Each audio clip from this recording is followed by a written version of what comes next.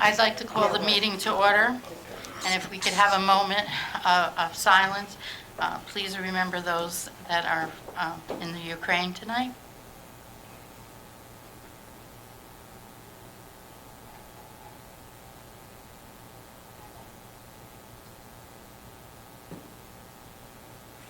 Please rise for flag salute. I pledge allegiance to the flag of the United States of America and to the republic for which it stands, one nation, under God, indivisible, with liberty and justice for all.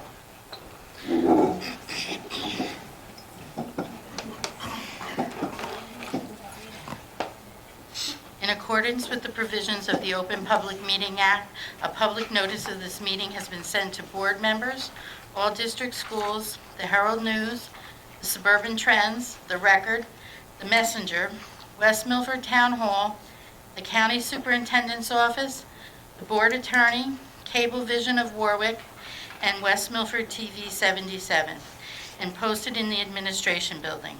Copies of the board meeting calendar resolution were provided to all local media, Town Hall, Township Library, and all district schools. Roll call, Mrs. Francisco. Mrs. Romeo? Here. Mrs. Stevenson? Here. Mr. Conklin? Here. Mrs. Dwyer? Here. Mr. Greeno? He's going to be a little late. Mrs. O'Brien? Here. Mrs. Lockwood? Here. Mr. Stillman? Here. Mrs. Van Dyke? Here. Dr. Animo, your presentation? Yes, we can, anybody up here, we can probably move over. We can start our presentation on the public hearing. I'll pull down the screen.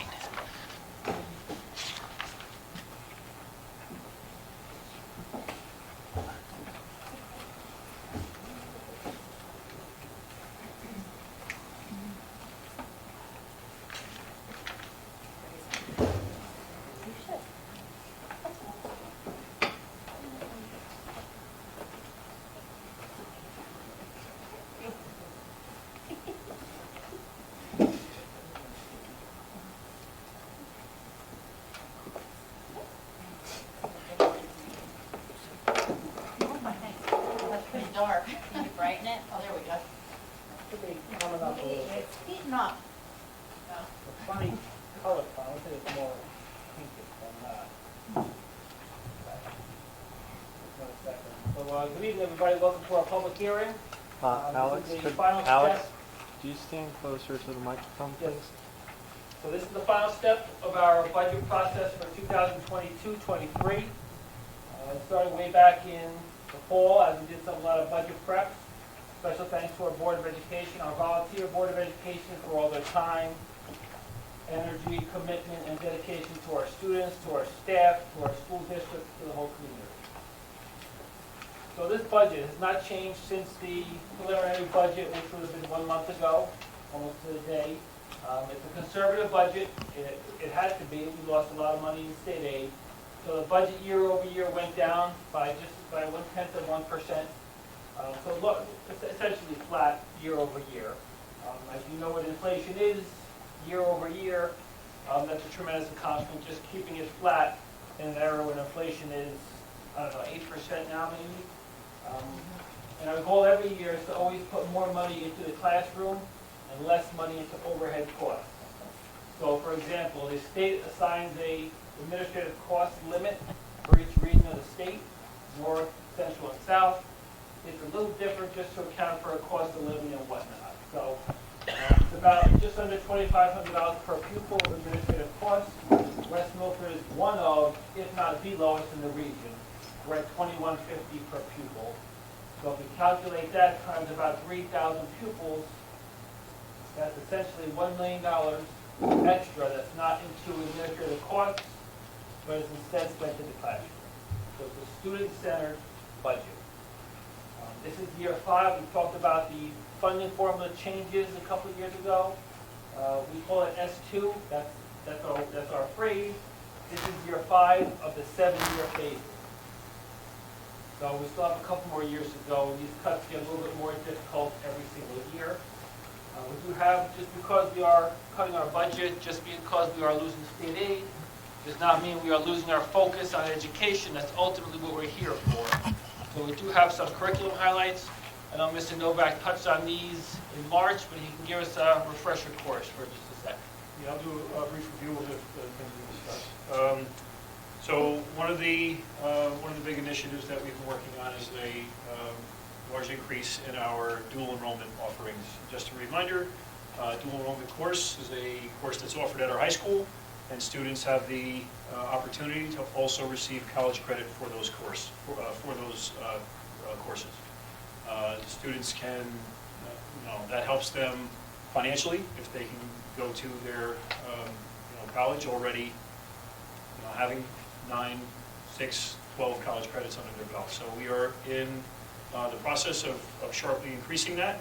Next year's course offerings are in our program of studies already released, and I believe that student enrollment will dictate which of those courses are running for next year, but we have high hopes for that. In addition to that, there's been a counselor in our counseling office at the high school who's been assigned the task of tracking and making sure that students are aware of dual enrollment programs, that they are contacted and counseled in regard to the course you're taking and whether or not it's a dual enrollment course. So it's a great opportunity for Westmoreland students.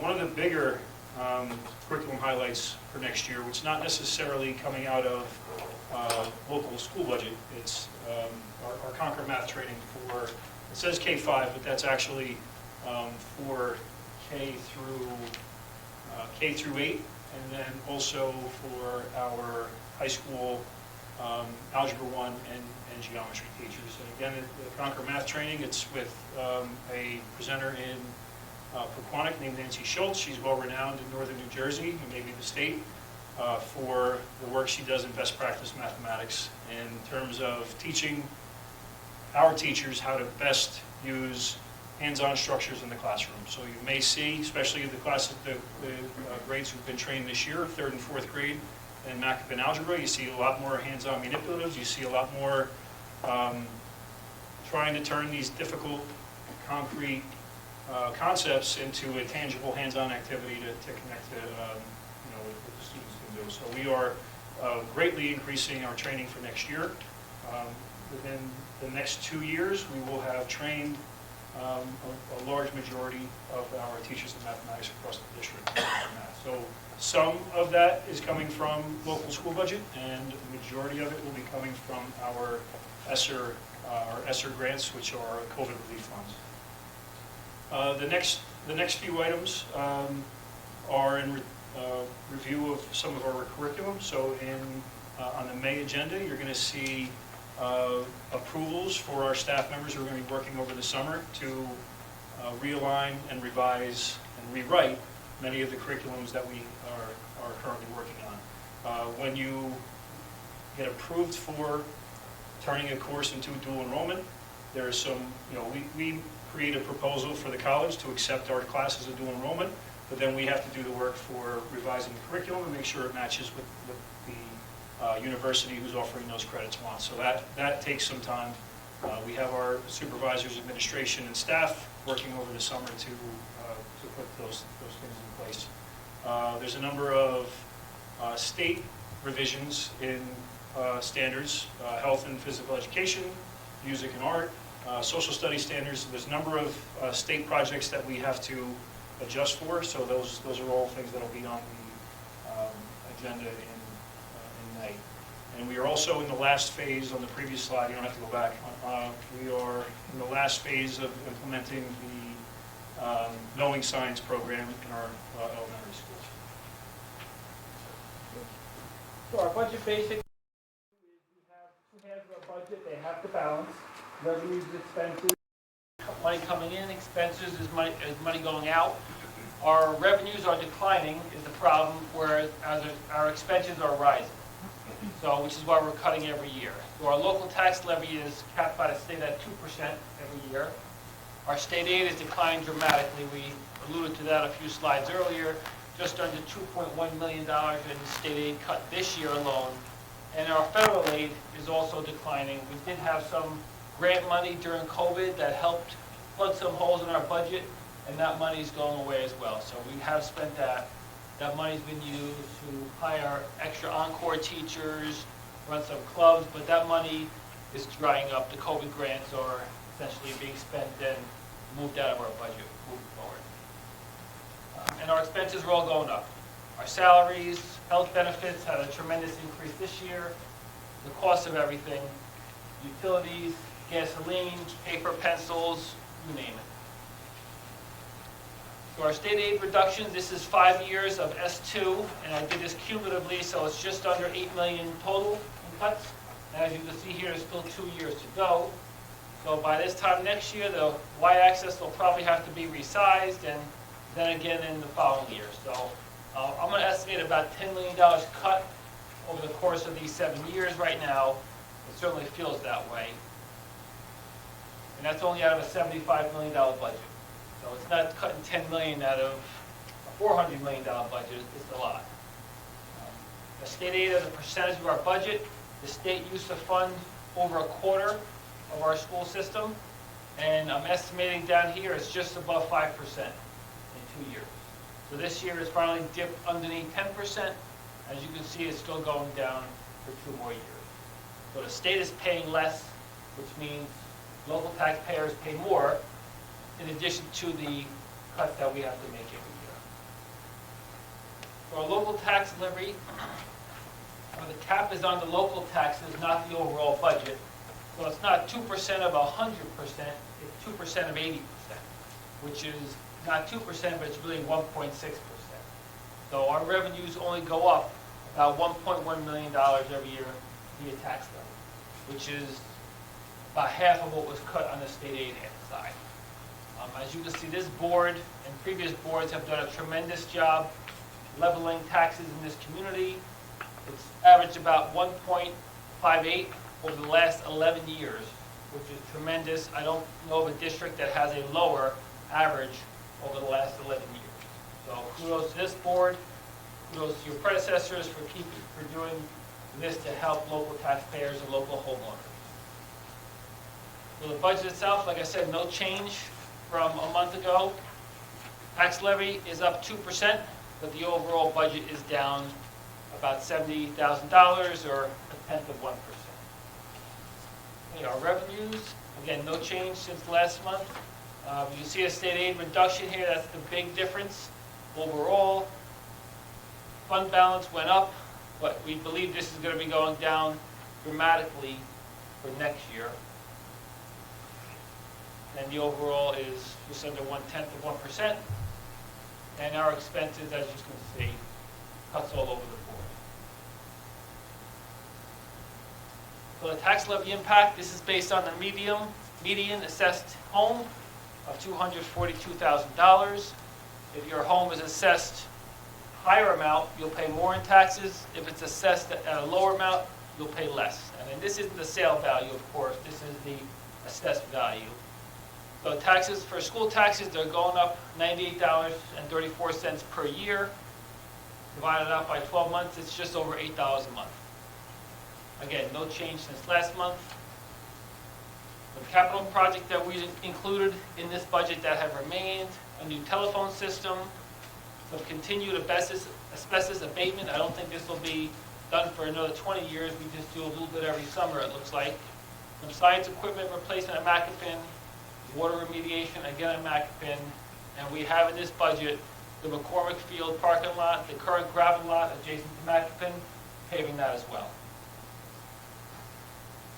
So proposed cuts, again, no changes since March, spread out across the different school levels, the different schools. If you were to take a holistic look at this over the last 5 years, it looks as if this is more elementary or high school, but previous years have been more Macapin. So over the course of the 5 years, it does balance out between different groups, administration, middle school, high school, elementary, support staff, etc. So in any given year, it might be more here or there. But over the course of these last 5 years and next 2 years, it balances out across the district. So that's the important part. What does the future look like? We have 2 more years of declining state aid. Beyond that, we have no idea. Federal grant money, declining or diminishing, expenses continue to go up, pressure on local taxes. We have a limited ability to fund capital reserve, which is how we do our larger projects, maintenance reserve, et cetera. So I believe we have to investigate opportunities to restructure the district. Whether we do or not, we don't know, but we should at least examine this possibility. So if we create I'm recommending we create a restructuring committee, which essentially will examine and study one key question. Does the district have the financial resources to operate 8 schools plus Highlander Academy, where we're currently renting space at Our Lady Queen of Peace? If we can afford it, then we certainly don't have to change anything. If we cannot afford it, how can we restructure most efficiently our school system? So I'm going to recommend we create a committee with Board of Education representation, administration, teachers, staff, parents, community members, whoever is interested. I can share this information with the community tomorrow, but I think we should start this spring and hopefully have an answer to the board, to the community by December of this school year, or this calendar year rather. All right? So step 1 of the restructuring committee, I think we should organize or order a demographic study. There is an agenda motion tonight from Ross Haber Associates. We do have some older ones, but this will give us more current data. And if you just look at our district as a whole, our kindergarten classes, meaning district-wide, have averaged about 200 students for each of the last 5 years. I know many people in this room were students in West Milford. They graduated with 400 students when they were at the high school. So as our students move through the system, we graduate large classes in 12th grade, and we take in a smaller group at the kindergarten level, we wind up losing enrollment every year. So as you have 200 students in the district across 13 grades, we're looking at about 2,500 students, which accounts for students who attend private high schools, state tech, etc. At its peak, I believe we were right around 5,000. So we've been cut in half approximately, or at least we will be in a few years. Our long-term enrollment projections, at the K-5 level, it's 200 students per grade times 6 grades. That's 1,200. Macapin should settle in around 600, and the high school is going to be around 700 students. Again, this is within a couple of years, not tomorrow, but within a few years. So I believe it's time to look at this question and go into this discussion with eyes wide open and see what we can do or can't do. Anybody on the board have any questions? Well, maybe we should turn off the slides and then we can go around and give people a few questions. Alex, will you send us a copy of the slide presentation? Yes. Thank you. Oh, you said? It's on your desk. I'm sorry, I didn't see it.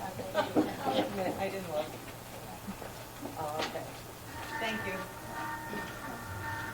It's here, Tara. Thank you.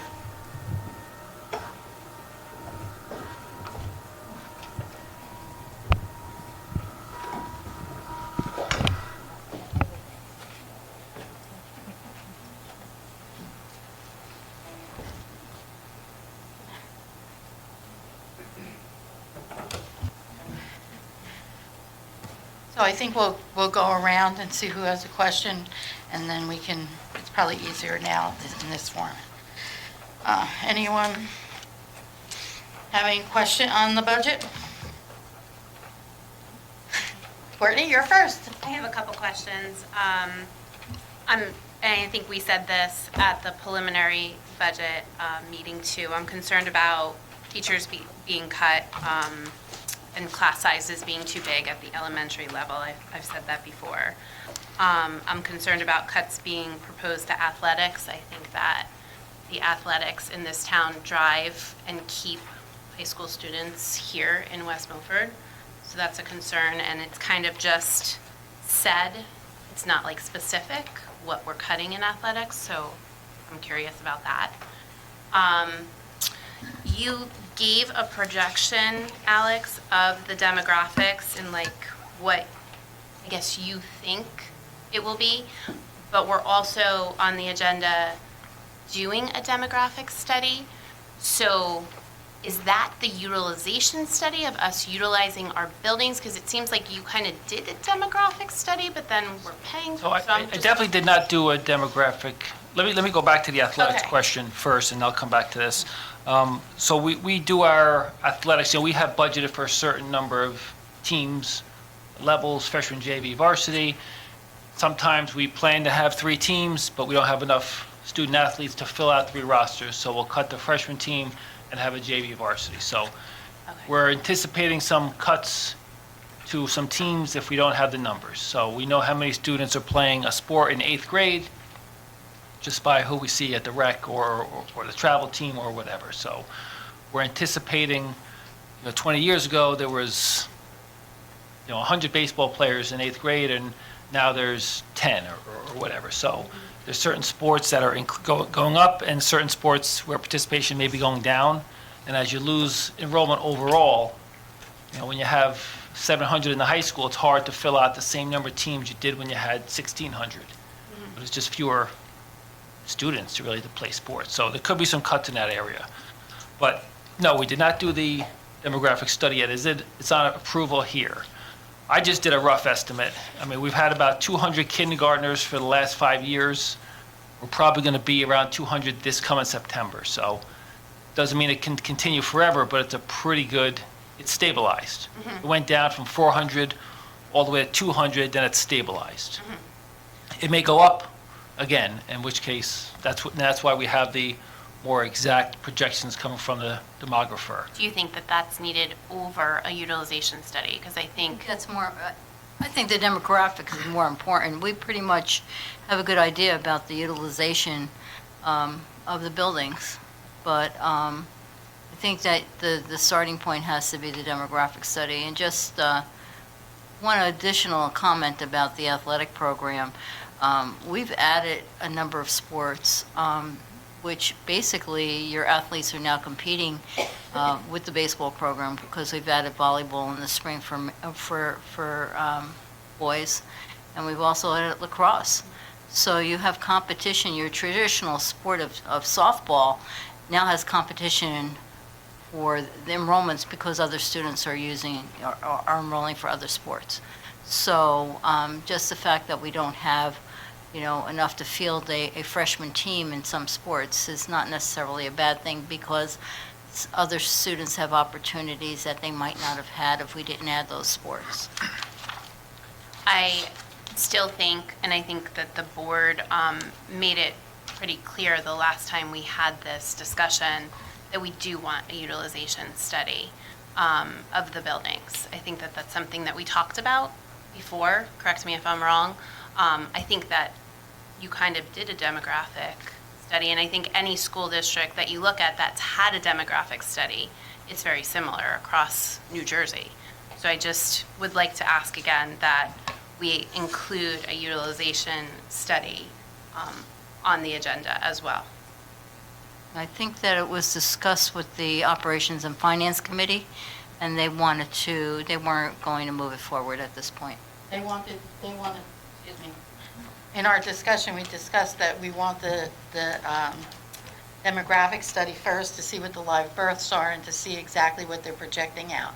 Because the utilization study is something that can come afterwards, after you get that study back. So we wanted to see what we got from that before. How quickly can that be done? It's fairly quickly from what I understand, right, Barb? Demographic study will probably be completed within about 6 weeks, 4 to 6 weeks. I'll And write it then- on my calendar. Hmm? I'll write it on my calendar. I'll be asking again. Yeah, no, Mr. We'll get it out Haber to you is as waiting. soon as we get it. We'll Yeah. certainly share with you. Yeah, I mean, he was pretty quick with the last time when he did it in 2019.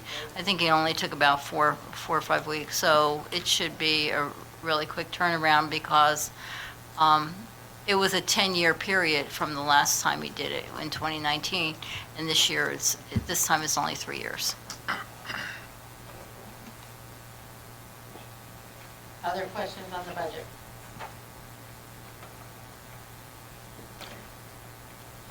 No one has any other questions on the budget? I do. Go ahead. The proposed cuts.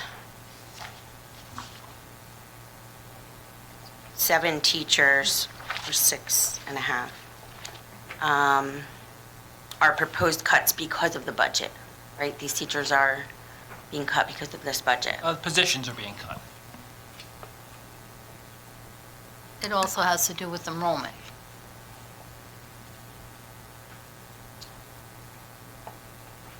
And so are all of those positions non-tenured?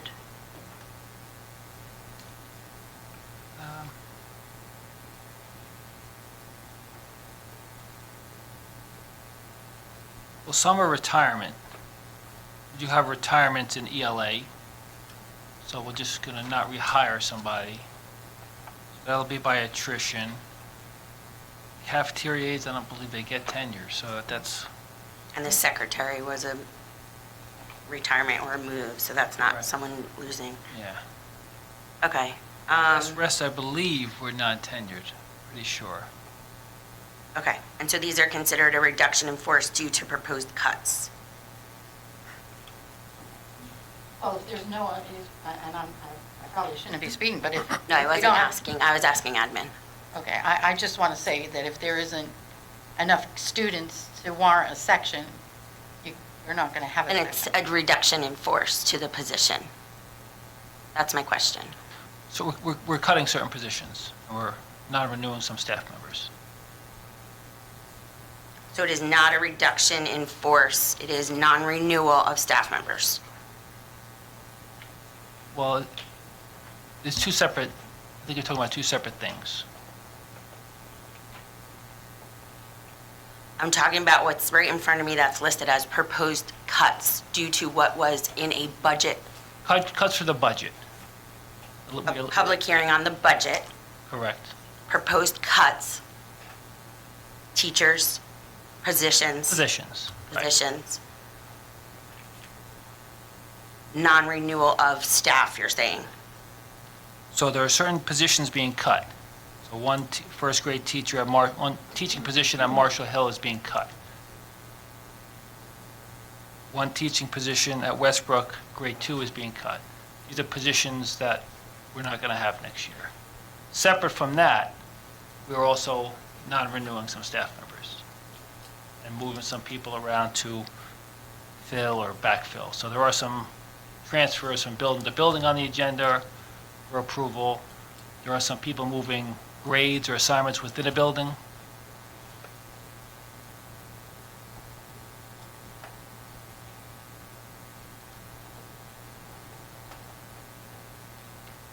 Okay, so I suppose the answer to my question of, is this a reduction in force? The answer is no, but no one's saying that, right? A reduction in force, a RIF. Did you send any RIF letters out? No. Thank you.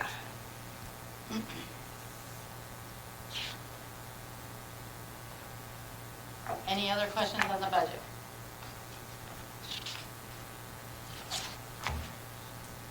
If not, I guess we will move on. You have, she's not here tonight, our student representative. Mike? Mike? Oh, right, yes, right, we're not. Unfortunately, it was scheduled on the night of our board meeting. Director of Education.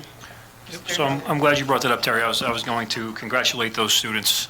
We are in that season where tonight, our National Honor Society students are being recognized. Tomorrow night, the students at Macapin will receive that honor.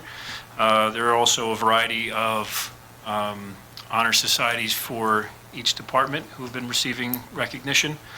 So I just want to say congratulations to those students and families. You know, when we were up at, a lot of things going on, senior night for lacrosse, you see people who are going from one event to the other to see their kids in the spotlight. So it's really, for me, it's one of those nice moments of, when we talk about return to normalcy, it was really a kind of good feel sort of day to see all of this good stuff going on, honoring our students, our seniors, our kids who are going to be moving on to the next level. With the honor societies in place now and the return to in-person events, it's really great to be honoring what we're here for, and that, commitment to academic excellence. And, I don't know if I've appreciated these events like I have this year in the past, just because we hadn't seen them in person. So, again, I just want to say, and I don't know if that's something that Abby would have said, but I just want to say congratulations to all the students and families. Also, in that vein, our juniors had the opportunity to visit the Northern New Jersey National College Fair, which is a major event. They hold at the Meadowlands. I forget the number. It's in the hundreds of universities that are there for students to visit and participate. So our guidance department led a student trip during the day and in the evening on, I believe it was April 20th.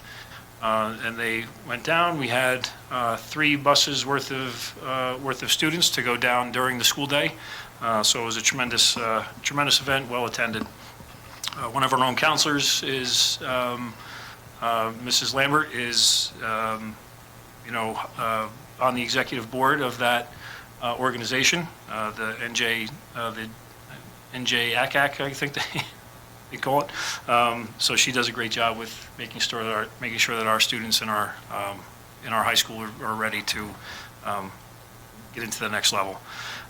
We are in the middle of, or not the middle, we're at the beginning of NJSLA, the New Jersey Student Learning Standards Assessment. We did not miss it at all, I'm sure. However, our kids are off to a great start. So our elementary schools will be wrapping up this week for their ELA assessment, and then they'll be going into math and science over the next few weeks. In your minutes, we talked about it at Education Committee.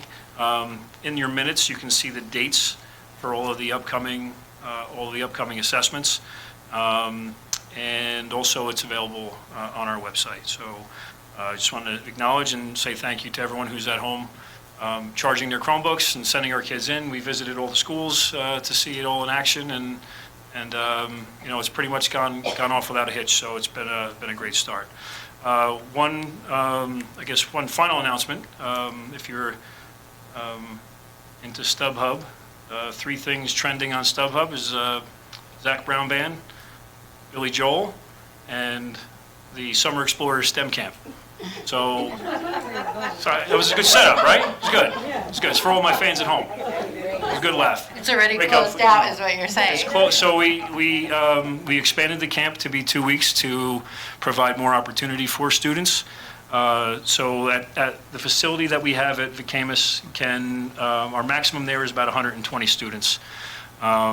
So we met that capacity at 6:02. I opened Colleen, Mrs. Weiss-Magic opened the registration link at precisely 6:00 p.m. and by 6:02 she had to close the link because we met the 120 student capacity. So very exciting. For those of you, we started getting emails at 6:09 like, hey, did he open it yet? I'm like, yes, we did. I apologize, it's closed, but you will have an opportunity to register for week 2, and I will do the same onslaught with school messenger opportunities that I did the last couple days. Make sure everyone knows that the link will be available prior to the opening, but on April 28th at 6 p.m. you would have to log in and you have to register your students, and the sooner you do by 6:00 p.m. the more likely a chance you have. I'm sorry we can't accommodate everybody. I wish we could. It's just the capacity that we have. But this year we're doubling it. So we're going to be able to provide. We're not allowing anyone to do 2 weeks. You register for 1 week, and then you're able to. Tomorrow, the people who registered tonight will receive an email confirming their I'll say reservation because registration. Sorry, I've been talking for too long. Confirming their registration tomorrow, and then we'll get the bus forms out. That also allows them to know that they can relax, that they have a registration in place, and that a new group of people can register on Thursday night, April 28th at 6 p.m. So I will share all of that to the community through a school messenger. And that's it. Great success. We're excited for another opportunity to do that, to do those projects. Along that same line, we have also opened our registration for our summer reading and math program, which we're just calling it this, I don't know for how much longer we can provide the extended day. I know for at least the next 2 summers with the COVID relief funds, bless you, we are able to offer a full day experience with language arts, social skills, and math. At the end of 2 years, when those funding, that funding structure is no longer available, we'll have to take a look and see what we can do. But we've had tremendous success with it. The feedback so far is that we've got more enrollment than we had the previous summer, which last year was our, all-time record, and we are beating that already with 3 weeks after the registration was out. So great things for the students of West Milford this summer. And that's it. I just have a question about the buses that went to the college fair. Do we know about how many kids? Did I miss that? We had How many students? Yeah, we had about 3 busloads worth of students. So I believe we were in the low 60s. Good. Okay. Courtney? I just was wondering if you could talk a little bit about the link it message that Oh, you I'm sent sorry, out. Yeah, I should have mentioned that. Okay. So thank you for asking. Yep. Teamwork. So I did send I sent a message last night, and it's been a question that's come up a few times in terms of how we can best share Linkit results with the community. So we have tried a number of things. It was easier for us to share paper copies at the elementary level, just with the type of report and the printing process that takes place. However, that was not feasible to do with the middle school and the high school. So we shifted gears and we looked for a digital solution. The first digital solution we investigated was the creation of a parent portal, which is something that Linkit has on their platform, but was not activated by us yet. And that process ended up being very cumbersome and elaborate, which we are still participating in. The parent portal will be up and running. However, it's going to take a few more weeks to get that going. So what we were able to do was share the student portal. So the student portal is something that every West Milford student has access to in Linkit, not just for Linkit assessments, but there's other things that students can access in there. So on, I believe, yesterday, 2 nights ago, I shared the information on how to log into the student portal. So parents could get in there and see the results for the current year benchmark assessments, benchmark assessment A, benchmark assessment B, which again are assessments that our students take that directly correlate to the New Jersey Student Learning Standards that they should be learning in their classroom at that point in time. Once we get through this rollout and work out the kinks for the sharing of the student portal, Mr. Winston and I will share the information for the parent portal. Once that's up and running, we'll be able to go back in time and share previous year results. So that is on the table. I received a few emails, so I just want to address it publicly in case other people wonder why. There's an asterisk that comes up that says that the district has refrained from sharing certain data. So what that is referring to is previous year assessments. So we're not hiding anything. It's all there. If you want to, anyone wants to see what's exactly the full going back to 2015, you can see that. You just ask your teacher or guidance counselor or building office for that access. Once we get the parent portal up and running, we'll be able to go back in time and share the results of that data. So thank you for asking that. I just have one more quick thought about that. I think that that's great. I'm so glad that parents have access to that because that gives us such an insight into our kids' progress. I'm just thinking you're probably going to do that again and let parents know that, you can look at Linkit and see the benchmarks again.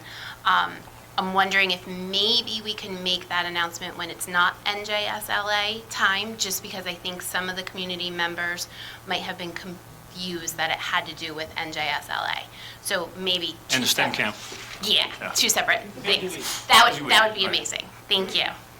I also think maybe we should have a tutorial or something on our website to Well, explain about Lincoln a little bit. So because- there are tutorial videos that I am, when we release the parent portal, Mr. Winston and I will share those, but we are also going to be planning with myself and whatever team I can coerce into joining me to do a little live Google Meet session for anyone who wants to jump on and ask questions on how to interpret the data. That'll be helpful, because it is essentially, it's for our educators. The results that you find in Linkit are a tool for our staff to, take a look at where a student is at that particular point in time, determine which learning standards they've mastered, which learning standards they need improvement on. So it's an educator's tool, but we're giving parents the glimpse into that information. I think that would be a good idea, because after sitting through many meetings about Lincoln, I would probably watch the tutorial just to figure out, because I don't have a student, and I think it's important that we understand what's going on. So I appreciate that. Thank you, Dan. And coincidentally, I just mastered the use of School Messenger, so look out. You haven't heard from me in a while, but I am back with a vengeance. Okay. Get ready. Do we have to take your privileges away or something? I can We might have to I can suspend this select- privilege. I can select individual board members and send them Honeywells or School Messengers, so. Be careful. Careful. Thank you, Dan. Mrs. Francisco? You have the minutes from the March meetings of March 22nd and March 29th available for review and discussion and approval. I need a motion for the minutes. I'd like to make a motion to approve the following Board of Education meeting minutes, March 22nd, 2022, preliminary budget hearing, special action meeting, March 22, 2022, executive session, March 29th, 2022, workshop regular meeting, March 29th, 2022, executive session. I need a second. Second. All those in favor? Aye. Any opposed? Okay, President's report. I don't have much on my report. The one thing that I did get to attend the Art and Music Fest, which was wonderful, as always, and I just loved going from area to area. I like that it's broken down a little bit. It used to be a little overwhelming, everybody being in different places, and it seemed that people moved throughout the building well, and the students were outstanding. Our art and music program is just, to me, is heads and tails above anybody else. And if you haven't gone to it, you should see it. It's very important. I think it's one of our highlights of our school. Having said that, I want to piggyback on something that was said tonight about the National Honor Society. It makes me sad that we're not there as a board. And I feel that we really have to work on a universal calendar for the entire district. I think with the technology age, we should figure a way to be able to do this. I know things are going to overlap and there's only so many days in the year, but some of these big things are really important to us. And, I can only speak personally for me as a board member. Some of my happiest memories on being on the board fall in these areas. Scholarship night is one of my all-time favorite nights to sit there, because we truly are recognizing our kids, and we're recognizing kids in a range of academics and sports and everything. And it's a great night to sit there and say, this is why we do this. This is a great thing. So I really think it's important that we get that universal calendar working for I'll us. just jump on that. We do have it up for discussion on Thursday at SRT. Okay. We are going to make sure there aren't any conflicts next year. We have our board calendar through December already, and then we'll get our January 23 to June 23 calendar done next year, but we'll ask our principals to keep their Tuesdays clear of these types of events so we don't have conflicts. We don't know exactly when our meetings will be next spring, but we know they'll be on a Tuesday, so we'll just try to avoid those Tuesdays. So apologies to the board. I know many of you were looking forward to going. We do have a Macapin National Junior Honor Society event tomorrow night. If you're interested, that'll be 7 o'clock at Macapin. But like I said, I apologize, and we'll make sure that we don't have these conflicts moving forward. Thank you, Alex. Public comment. This portion of the meeting is open to members of the public for the purpose of addressing resolutions on this agenda only. Members of the public who have requested to speak prior to the meeting will be recognized by the chair first. Each speaker will be given 5 minutes for a period of 30 minutes, and then time permitting, other public comment limited to 5 minutes per speaker will be allowed until the 30-minute time period transpires. All members of the public speaking during this public comment period are asked to address topics listed in the agenda. All speakers are asked to sign the register provided and give their full name, spell their last name, group affiliation, if appropriate, and provide their address. Issues raised by the members of the public may or may not be responded to by the board. All comments will be considered and a response will be forthcoming if and when appropriate. The board asks that the members of the public be courteous and respectful of the rights of other individuals when speaking. Specifically, comments regarding students and employees of the board are discouraged, and the board and the administration will not respond to them. Students and employees have specific legal rights afforded to them by the laws of New Jersey. The board is not responsible and is not liable for any comments made by the members of the public. Members of the public should consider their comments in the light of the legal rights of those affected or identified in their comments. Members of the public are reminded that they are legally responsible and liable for their comments. Anyone wishing to speak under public comment? Okay. Second. Okay. All those in favor to close public comment? Aye. Aye. Okay, we need a motion to adopt the agenda that's spread before us. I'd like to make a motion to adopt the agenda as presented. Second. All those in favor? Aye. All those in favor? Aye.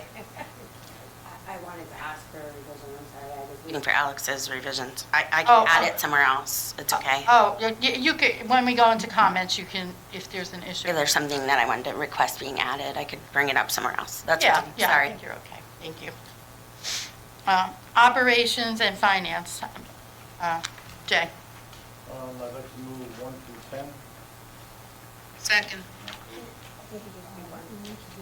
Oh, do one first. Okay. Okay. I still second it. Okay. Discussion? I have something. Would it be possible for us to table this until executive session? Because I know there are some board members that have concerns, And there's somebody who's not here yet. and there's someone who's not here yet to vote. We- So, Second. Well, you can table it until later in the meeting. Yeah, when that's what somebody you're gets here, doing. Yeah. But that's different from moving into executive session, because I don't know what this is. oh, okay, so Mr. Guarino is not here, so let's give him the opportunity to get here and table it till he's here. How's that? Okay. Okay, that's what I meant. I'll second. Okay, so Terry made the motion, and Kate seconded the motion to table till later in the meeting. You're going to need to table some other resolutions because they're dependent on the budget. Oh, okay. Okay. Yeah, the rehire, we probably shouldn't do the rehires Okay, well. until the we budget's can been bring it all approved. to That's the why end we of the- moved that one first. So if we're not going So to then- move that, we should Why don't we move have to on? hold off on some other things as well. Vote on the motion to table, and then skip to their after. Okay. Got it. Will that work? Okay. Yes. That may not work either. No, because that's personnel. Because there's other things there. But we can go You 2 can through skip 10, that. right? Skip to education. No, because 5 is contingent on the budget. Oh, That's the most No. expensive. It means a never mind. I tried, kids, I tried.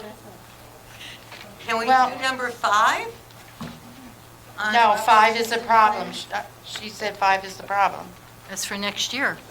Okay, so can we skip then to, All right, wait a minute, because we haven't voted on tabling. Yes, you just do Okay, let's vote on the tabling of motion number 1, so later in the It was meeting. moved by Mrs. Dwyer, and it was Second by Mrs. Romeo. All those in favor of tabling? Yes, aye. Any opposed? Okay, no one. Okay. Speaking of which, Yeah, I guess I'll go for it. Ah, here he is. I think he's that's on his way, he just turned the Well- corner this way. I'd like to make a motion to untable. No, well, No, let him get settled. yes, let's go through what we have to go through here, I think, or, so can we go, on motion, under operations and finance, can we move 2, 3, and 4? Without We were tabling? just waiting for you. How about we just give it a couple minutes? We were just going to vote on the. Well, we could come back to it then. We take a 5-minute break. Right. Why don't you just take a recess? Okay, we'll do that. We're gonna, Commercial break. we're gonna recess for 10 minutes? Does that sound all right? All those in favor? Aye. Any opposed? Do I need a motion to recess? Okay, thanks. All right. Why are we recessing?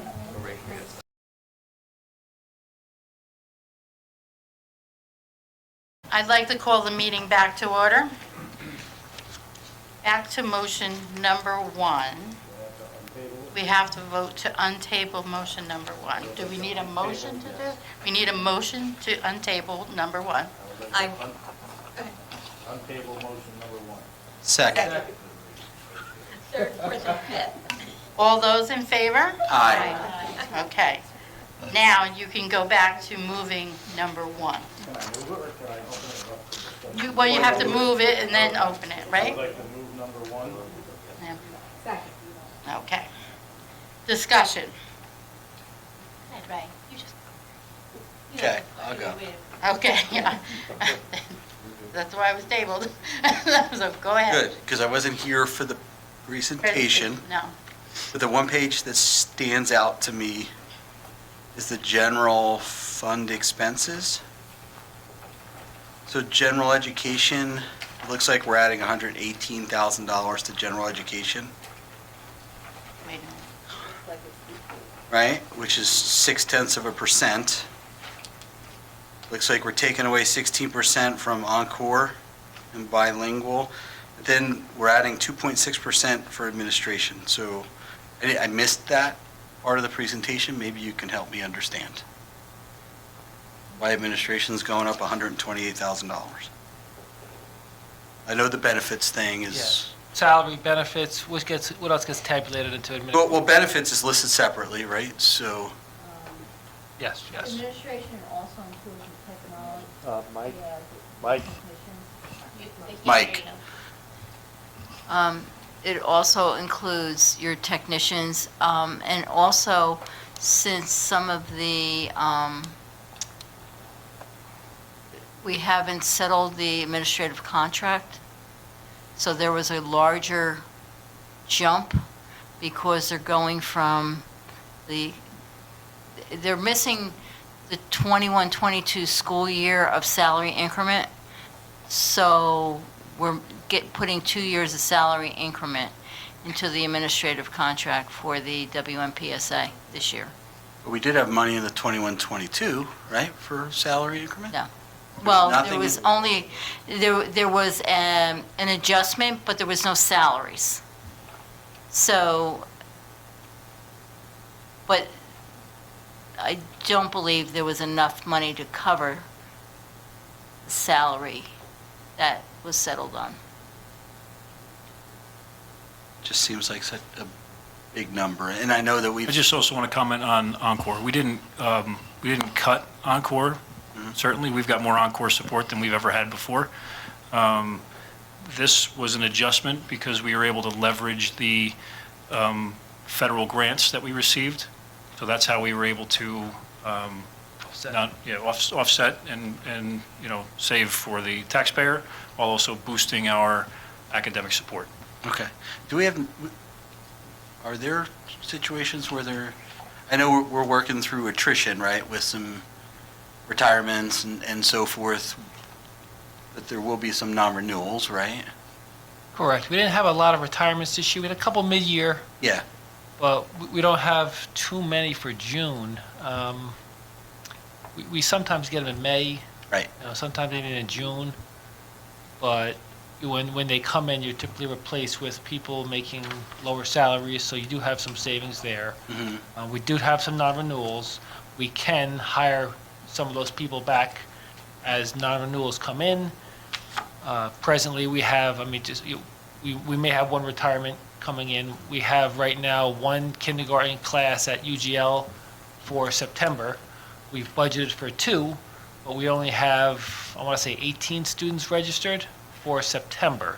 So my expectation is that number will increase, and once it gets over threshold, we'll have to open up a second section, which is fine because we budgeted for 2, and then we can rehire to fill that. But until that number goes up, I don't want to hire a second teacher. We're only at 18 now. I think we'll go up to, upper 20s, but, until we do, we just have to be more cautious. So a lot of the people that were not renewed will have an opportunity to bring back Right. at some point. So if somebody retires, we can bring back a non-renew. Correct. And like you mentioned, somebody retires, probably 20 years plus. Somebody comes back, probably a little bit less. 30 years plus. Right. Yeah. Somebody that comes back, probably a little bit less. It's almost always a lesser, there's almost always some breakage there. So we do have some non-renewals in teaching. Do we have non-renewals in administration? Any non-renewals for No. administration? Okay. So that's what I'm trying to get at with that 128. It just feels different to me. Those line items are not just in the general expenditures. That Mhm. doesn't just include personnel, though. Right, I know That that. includes insurances and salaries Yep. and, Right, it's not just salary. right, I know. right. Courtney? Can I just ask, because Ray brought this to light, so just to be clear, Dan, with Encore, Encore's going to stay kind of how it is this year with what we have going on this year? Next year. We've budgeted in the grant until the 24-25 school year.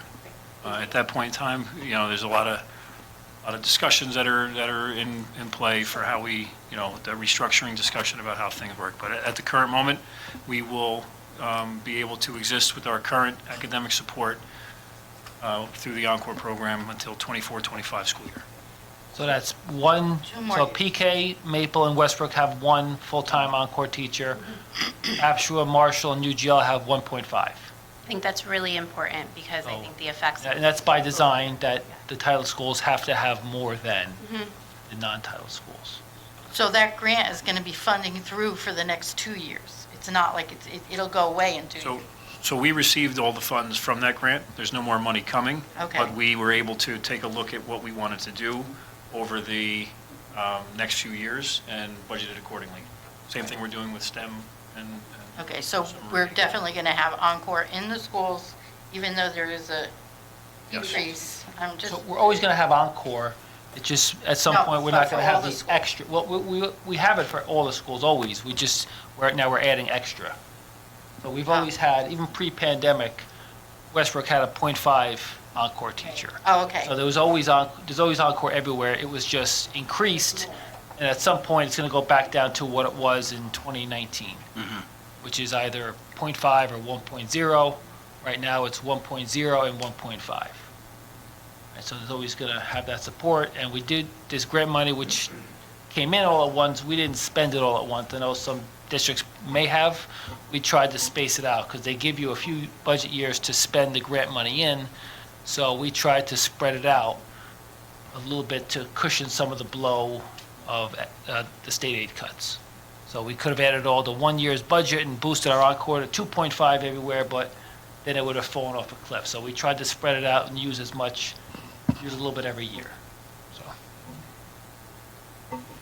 Jason? Was it said that, Mike, was it said that in the administration that the benefits was involved in that increase? So the benefits are going to be down below. Okay, so they're not included, I thought I heard that they were included in that. No, So, okay. insurance, So, like, yeah. there's different insurance Mike. like Mike. the bonding. No, it's him. Treasurer bonds, and different board-related insurance that's included in that cost, which is not health benefits. Okay, I thought I heard that the health benefits increase was in that. No. But it's salary increases for the project, But for yeah, because we have to take into consideration 2 years. because they've been working without a contract. Right, exactly. And the salaries that were in the budget last year were from 2 years ago. So there's a difference. Any other questions on the budget? No other questions. So I was going to ask, so we're going to vote on it. Can't discuss it any, We asked the table for executive session and give us But you Okay. could, yeah. That's what I said, just- Ask as many questions as you like. okay. And again, I apologize for getting here a little bit late, but Alex, can you just explain, I know you explained it for the public already, but the administrative costs lower than regional limit, maybe page 3 or so? Northern region limit, So the state 24. sets an administrative limit, everything that falls under administrative costs, kind of what Barbara Right, just said. yeah. So there's 3 limits in the state, there's north, central, and south by region. The northern limit is the highest because it's perceived to be the highest cost of living. So the limit is that amount per pupil, $24.79 per pupil. West Milford spends $21.50 per pupil, so we're not even close to the limit. So if you multiply that difference by about 3,000 students, you come up with about $1 million. So this is the time of year when districts approve their budgets, they are $1, you have to be at or lower than the limit, you can't exceed it. So very often they have to make cuts, and they're at $24.78 or $24.78.50 per pupil, they're right at the limit, we are well under. So the point I made during the presentation was that it's low on overhead costs, if you want to use admin costs as overhead, which is not the best metaphor, but, Yeah. so it's an extra $1 million. It's a student-friendly budget. We're trying to put money into the classrooms where they help children directly, and I think we have done that here. Right.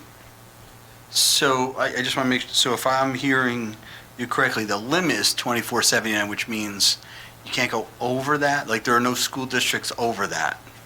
We're at 2150. Not in the northern region. Right. So, and we're at 2150, so there could be school districts, many, as you're, somewhere between us, but there could be some that are lower than us too, right? I would imagine so. I mean, Okay. I don't have all the numbers yet, but Right. I'm sure. But the point is, 2479 is not an average of everything, it's just what you can't go It's over. the max. It's not an Gotcha. average of anything. Okay. It's the max. Yeah. That helps.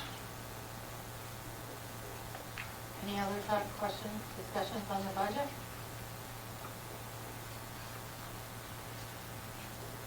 Okay. If not, we get roll call on the budget. Mr. Stillman? Mr. Guarino? No. Mrs. Stevenson? No. Mrs. Lockwood? No. Mrs. Dwyer? No. Mrs. Romeo? No.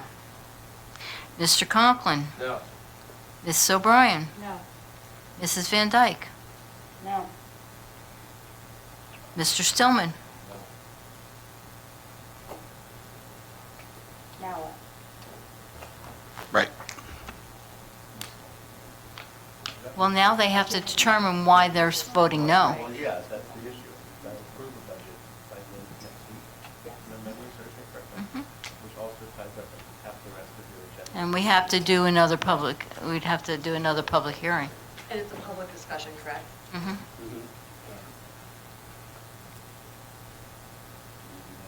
Let's have it. Right, yeah. Yeah, you're going to have to talk about it because you're going to have to hash it out. You can't not approve a budget. I think we Your word. made it pretty clear during the preliminary budget that we very much wanted you to look at administration, everything that goes into that, whether it's personnel, attorney fees, all of it. We don't want to see our classes and our students and our teachers getting cut. This is a very teacher-oriented, I feel, board, and you are cutting teachers. You are affecting our children, and I think that's where we're coming from. We'll go around. Yeah, so I understand the reality for some non-renewals, for sure, like, that's just the nature of where we are with the student population, I understand that, but I think that, right, it needs to be consistent across the board. I understand we may need to have some non-renewals, but maybe there are one or two that we don't need, and maybe we can look at some of that administration, as Courtney had mentioned. I think this also makes it a great statement that this board will not continue to be lied to. And when there's a proposed budget presentation and we're told that there are cuts because of a budget, then make it because of a budget, not highly effective teachers not teaching our students. I think that's a really big statement, and I think that that is really important to remember, that we want the best here in West Milford. We want the best for you, all of our community members, all of us. That was just a unanimous vote of a board that gives their heart and soul to this. And it hurt, I think. I mean, I was like, God, my blood pressure's really, this hurts, you know? But we also ask for things over and over, and I don't know who's hearing sometimes. And the utilization study is a great example, or the RIFs, you know, bringing that up, that's upsetting, you know, and I did my work and I did my phone calls and it still wasn't changed. And I think, you know, this is a big speech of we want to work together. But we really want what's best for our community and our kids. Yeah, I think we all agree that we want what's best for our kids. No question about it. We're going to disagree on how that is, but we all agree that we're here for kids. So I think I do agree on that. Yeah. Anyone else? Discussion on budget? Terry? We did ask Dr. Anamone to look at administration and try to save our teaching staff. And as Courtney and others have pointed out, our teaching staff is very important to us. They take care of our children. They nurture our children. This administration needs to listen to us as a board and maybe not do what we want because we're not supposed to micromanage, but they need to listen because we understand the community. And the community needs the teachers, and the kids need the teachers in the classroom. Thank you. Anyone else about the budget? So where do we go from here? You have to figure out what cuts you're going to make or Well, what changes. there's a major problem. The major problem is that you may be able to move money around within the budget itself, but to cut the final number means a reduction in your either the fund balance or the tax levy.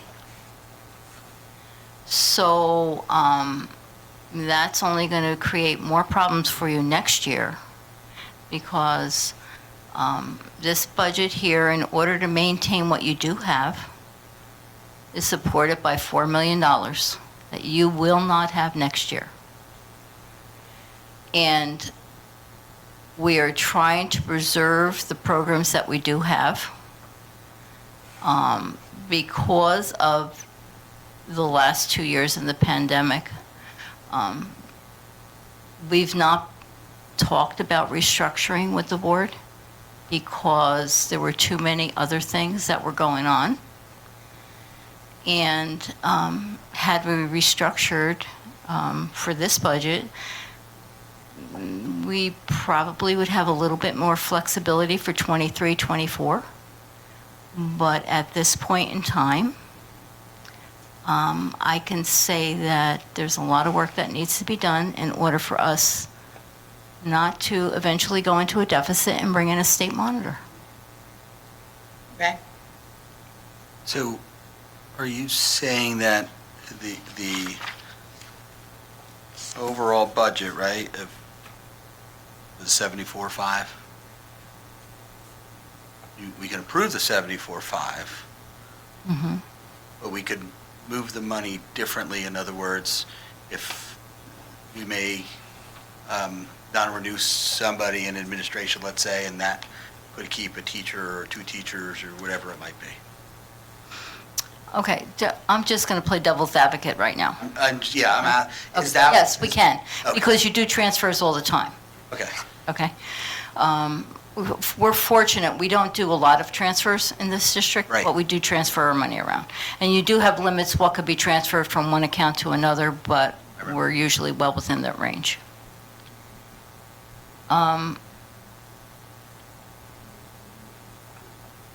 Give me a minute, I lost my train of thought. While you're doing that, you can put Okay, that there. so what happens if,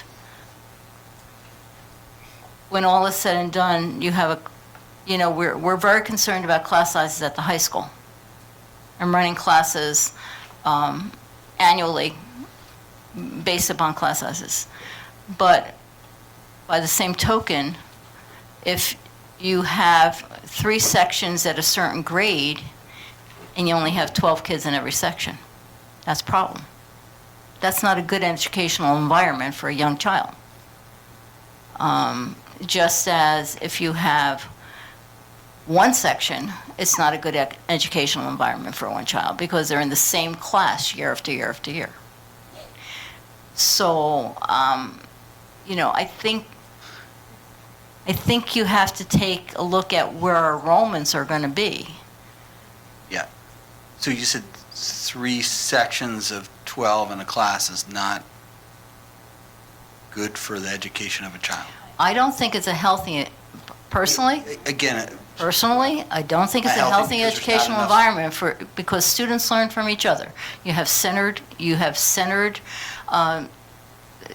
instruction, and Mr. Novak is probably a lot more, I'm doing it from a parent perspective and what I've learned over 24 years.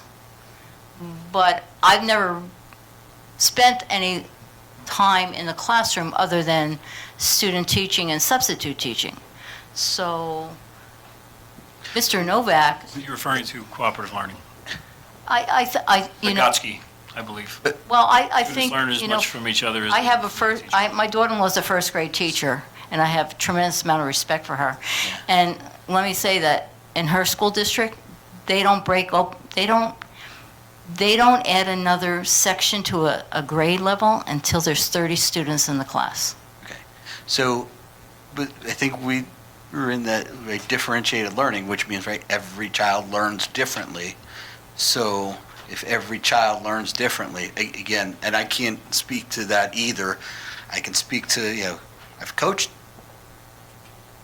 students, children, and it's a lot easier to coach a group of 5 than it is to coach a group of 15, right? So, and I'm not, I'm not in the classroom, so I'm with you. But I think if we're doing differentiated learning, every child's different. Some of them could be on different levels, yet we need to try and teach them the same and keep them at the same pace. Right? I don't know that, just on the outside looking in, I don't know that if 12 isn't better than 30. And Dr. Animo, maybe, right? 12 You have a doctorate, so- better than 30. 12 is, I think that's- 12 is amazing. We're not gonna argue Definitely that. is, but what I'm saying is 12 is not necessarily the best learning environment for them either.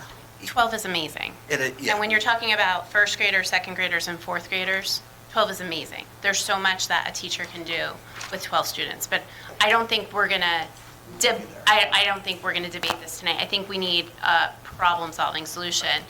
When is this budget due? How do we walk out of here with a budget? Next week, what day? No, the budget, when is the last drop dead date for the budget where we have to have a meeting and approve it? I know you have to advertise, I know there's other things that you have to do. Is it the 5th? I was looking at the calendar tonight, and is the May 5th the last date for possible notice on the budget? Because I would like to propose that administration goes back to the drawing board. I would like to propose that they look and hear us as a Board of Education and that we meet again publicly. Second.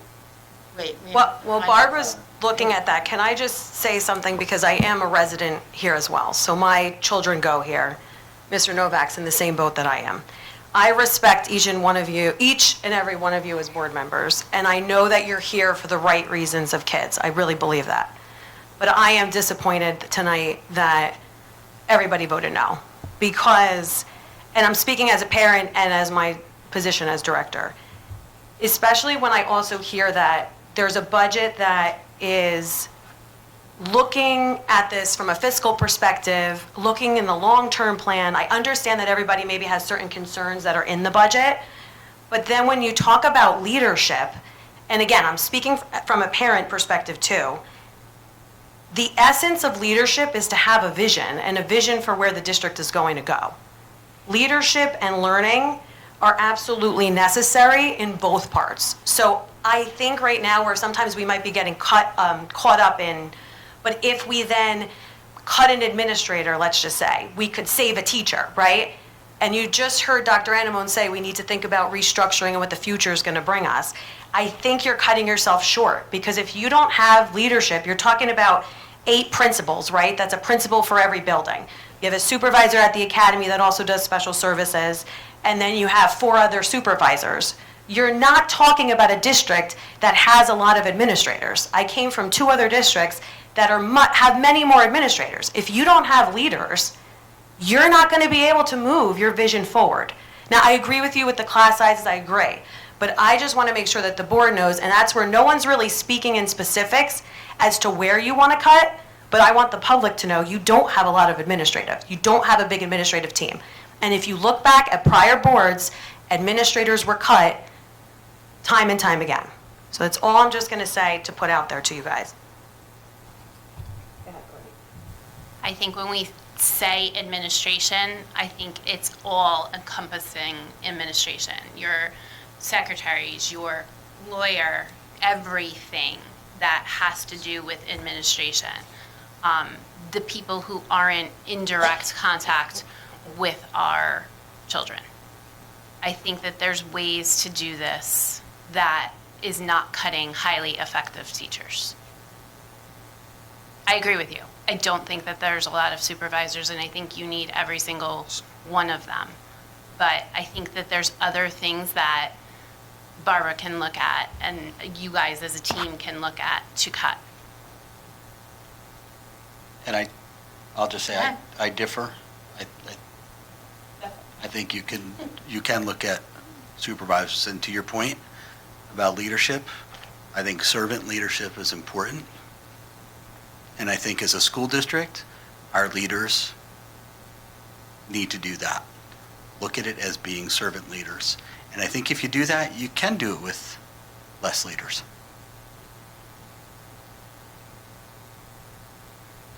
We have to find a way to get to a point where we can resolve this. The only question that I do have for you, Barbara, the budget itself,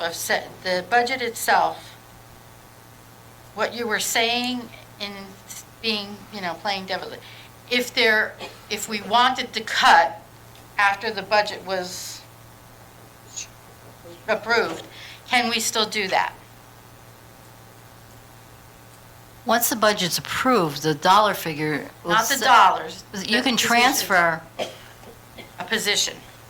If we wanted to cut a position. So the approvals are on this agenda as well. You have approvals, but then you would have to give someone 60 days notice. So, But what we're Personnel. rehiring everybody on the So agenda. that's after the budget. So we put the renewals for next year after the budget, so we could do one then the other. When's our next board meeting? they have to be done by May May 15th. 15th is the drop dead date on the renewal. So if there's one particular piece, let's say, because we're everything, right? If we get to administration, we could just vote no to administration? Is that what you're saying? I'm not saying that. no. So I'm going to look at Andy. And What can we do in that case if we didn't approve a specific group? Make sure your mic's on. My mic's on. He's got I it. did it on purpose. You approve, as Mrs. Francisco said, you approve the total budget, and you can make changes within that total budget. You can't say, I'm not going to approve line 742. So you've got to come to grips with, the total dollar amount is okay, and you may want to switch things around within those total dollar amounts between now and whatever day the budget's due. That seems to be your option. We can't eliminate a position But if- once the budget is adopted. And if we approve the 74.5, No, I said that you would have to give an individual 60 days notice. Right. So if we wanted to eliminate a position in the budget, we could do that after the budget's been adopted. That's my question. Yes? I believe you can, yes. so we can approve the 74.5. If there are other positions that we go for non-renewal, it could go to 74.3, and that would be okay. You can't. No, again, I know the budget's still the budget would still be 74.5. 5, right, so money would That fall doesn't into help the surplus. taxpayer then either.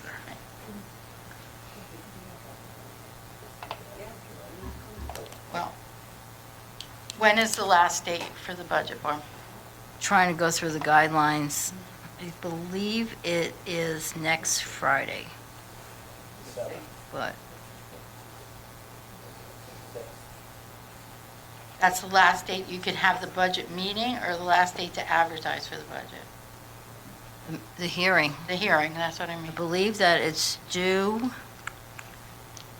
to the county. I don't have the calendar in front of me. Let's see. I'm trying to find the calendar. Anybody have their budget book with them? So, just, is there opportunity to go to the county for an extension? I'm just wondering. I don't believe so unless there was some sort of exigent Like, circumstance. like the state cutting $2 million from our, that's a Yeah, pretty, more like a hurricane hit the Yeah. school. I think that's or something. pretty, Yeah, I don't think that they're going to care. I don't think so. I don't want to say no, but my gut would be no. Well, then the only other thing that we could do, if we have to have another meeting, we would have to have a meeting on next Tuesday, May 3rd.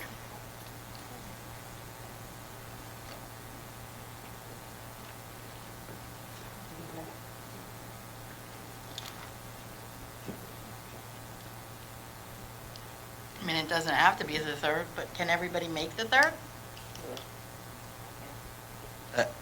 I'll be away on business. I could be back Thursday night, I think. Did we abolish the being able to attend these meetings virtually as board members? Yeah, that was the only reason why you could do it was because of COVID. We never had it. No, I understand that. Other districts still do it right now. I was wondering if we abolished it so we don't have that option, because that might be helpful next week. Well, it's still not a good, that's not a, well, I shouldn't say that. I feel it's not a good practice. And I still wouldn't be able to do This that. is just, yeah. Okay. It could be a different day than the 3rd. I mean, maybe, I don't know. I could do the 5th. I could do Monday, the 2nd. I could do Monday the second. Mike, can you do the second? Claire, can you do Monday Thanks. We had county meeting, but we could not do that. Scroll down.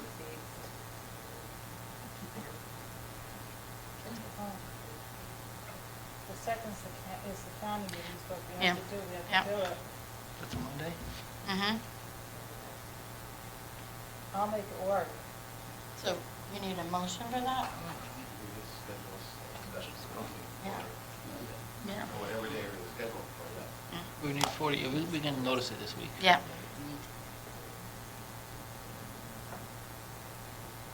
Barbara's not used to a Mac, so we're just, Yeah. I'm trying I'm to scroll. struggling, okay, okay. I'm not used to not being able to touch.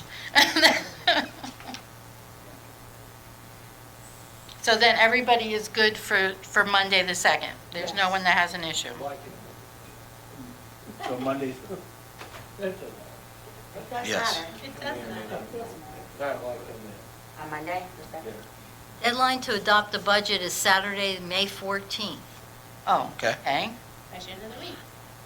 All right, so, well, it's going to be before then, please, it should be before. So would, we have committees on the 10th, but maybe we could move committees to the 3rd and have the meeting on the 10th, which maybe would give more explanation to some things also. Mm-hmm. Does that make sense? So why don't we do that? Why don't we make Tuesday the 10th our board meeting and Tuesday the 3rd our committee meeting? Is everybody good with those dates? Yes. Yeah. You know, No, the only, no, it's not. the No, only, it's not. the only difficulty that I have with the 3rd being committee meetings is that I might not have information that I'm waiting for in order to, All right, so could we do, because we, why don't you do it a different day than okay, we could do Tuesday? committees a different day. Would you want to do? Huh? Thursday the 5th? You're gone? Okay, how about the 5th? Can we do the 5th, Thursday the 5th? Would that gives you enough time, even if you had to advertise well, we'll advertise for the meeting anyway, but it still gives you. Right, yes, I know, but I know she has to advertise for the other meeting. So there might be good, but we're going to have discussion in committee, so there might, I'm just, yeah, so that they can advertise on Friday, just in case, so that we don't have another glitch, because we're up against the 14th date. That's all. Would that work, Barb? So you're saying Thursday, Thursday the 5th for committee, and then Tuesday the 10th for our budget, the last budget hearing. Probably not enough time if things are discussed in the Committee, that gives 2 working days. I'm sorry, what? Okay, I'm just not sure, I guess, why it was getting moved from the 3rd. Because the 3rd, she needs more time. There are things that I want to put on my May agenda for the board to discuss for the May meeting, that Not I'm not just the going to have all budget. that I got it, information. thank you. I didn't understand what Oh. the time was for. It had nothing to do with this. I get it. So I guess kind of speaking to that same point then, is the board understanding that with committees that week, I know they wanted things at committee, but there's going to be, Right, it might not. it might not all come in at that time. And if we I think we could even, if we had to, if like we needed a personnel committee with it, we could probably figure that out.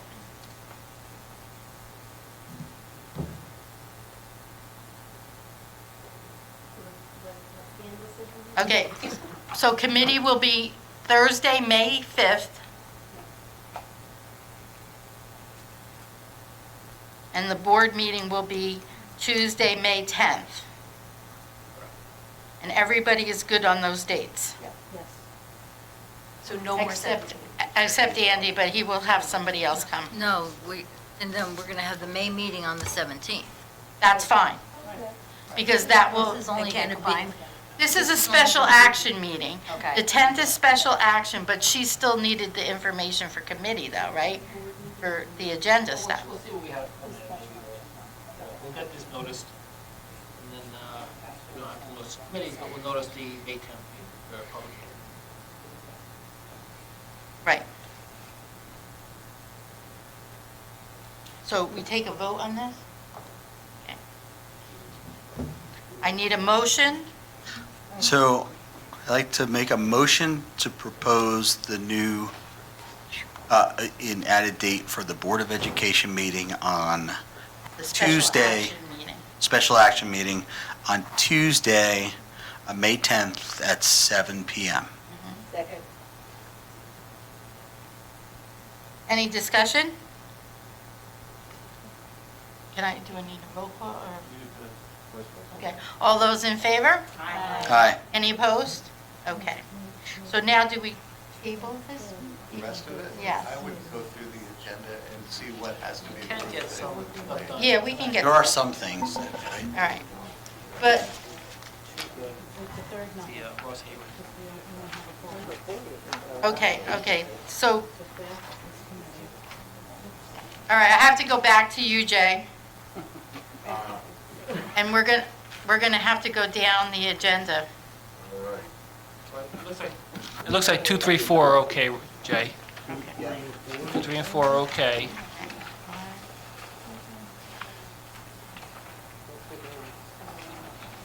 What about 6?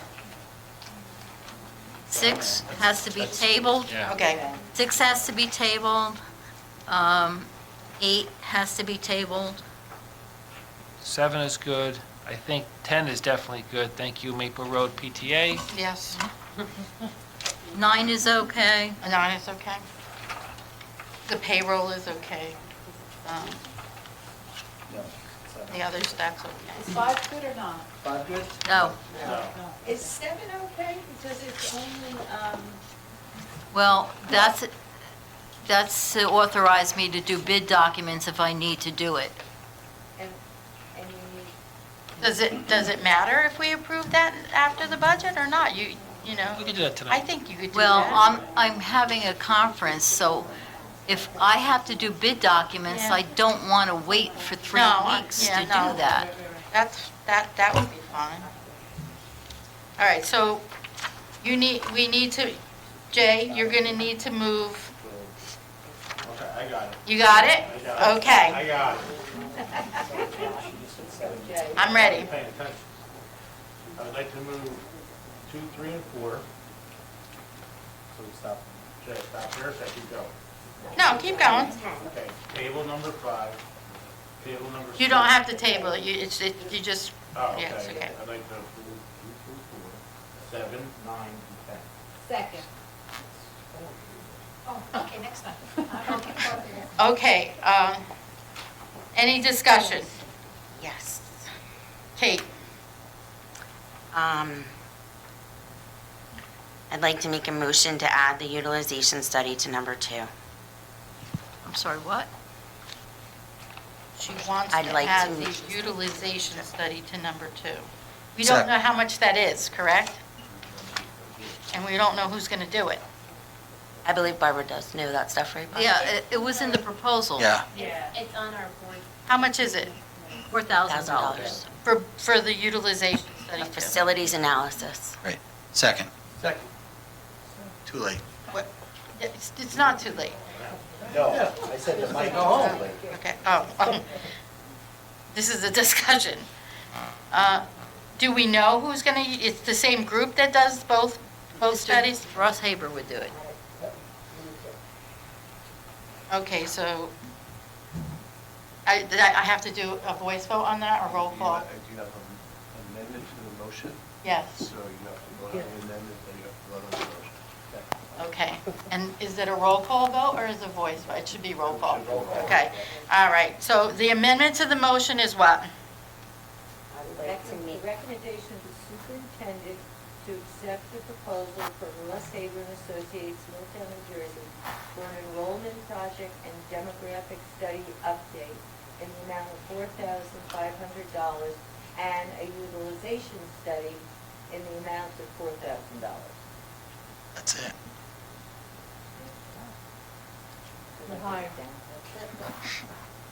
Who's moving that and second? Second. Kate moved Kate it, moved it, I'd second it. and Ray seconded it. Any other discussion on it? Roll call on it, Barb. Mr. Conklin? Yes. Mrs. Dwyer? Yes. Mr. Guarino? Yes. Mrs. Lockwood? Yes. Mrs. O'Brien? Yes. Mrs. Romeo? Yes. Mrs. Stevenson? Yes. Mr. Stillman? Yes. Mrs. Van Dyke? Yes. Okay, so now we need to, now we need to vote on the rest of the items, or that was just... Including the number amendment? 2. That was just the The amendment, okay, so now everything, the motion 2, 3, 4, 7, 9, and 10. And 2 as it is amended, okay. Did Linda vote on that? Yeah. Yes, I voted. She said Any more discussion on the motions before we go to vote? Okay, roll call, Barb, for the motions that are before you. Right, that was 2, 3, 4, 7, 9, and 10. Yes. Mr. Stillman? Yeah. Mrs. Stevenson? Yes. Mr. Guarino? Yes. Miss O'Brien? Yes. Mrs. Lockwood? Yes. Mrs. Dwyer? Yes. Mrs. Romeo? Yes. Mr. Conklin? Yes. Mrs. Van Dyke? Yes. Next one, Jay. I'd like to move number 11. Second. Any discussion? Roll call? Mr. Stillman? Yes. Mrs. Stevenson? Yes. Mr. Guarino? Yes. Mrs. Dwyer? Yes. Mrs. Lockwood? Yes. Mrs. O'Brien? Yes. Mr. Conklin? Yes. Miss- I meant, sorry. No. Yeah, Mr. Conklin? Yes. Mrs. Romeo? Mrs. Van Dyke? abstain.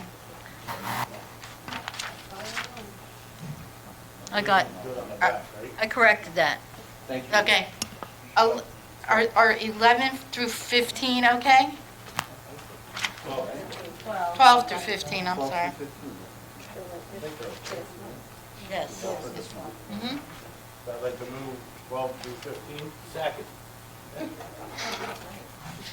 Discussion? Roll call. Mr. Stillman? Yes. Mr. Guarino? Yes. Mrs. Stevenson? Yes. Mrs. O'Brien? Yes. Mrs. Lockwood? Yes. Mrs. Dwyer? Yes. Mrs. Romeo? Yes. Mr. Conklin? Yes. Mrs. Van Dyke? Yes. Mr. Guarino? personnel. Yeah, we gotta look through some of these, right? Yeah. Alex? So I'm looking right now, it looks like 1 through 32 pertain to this school year, so they should be okay to move. 1 to 32.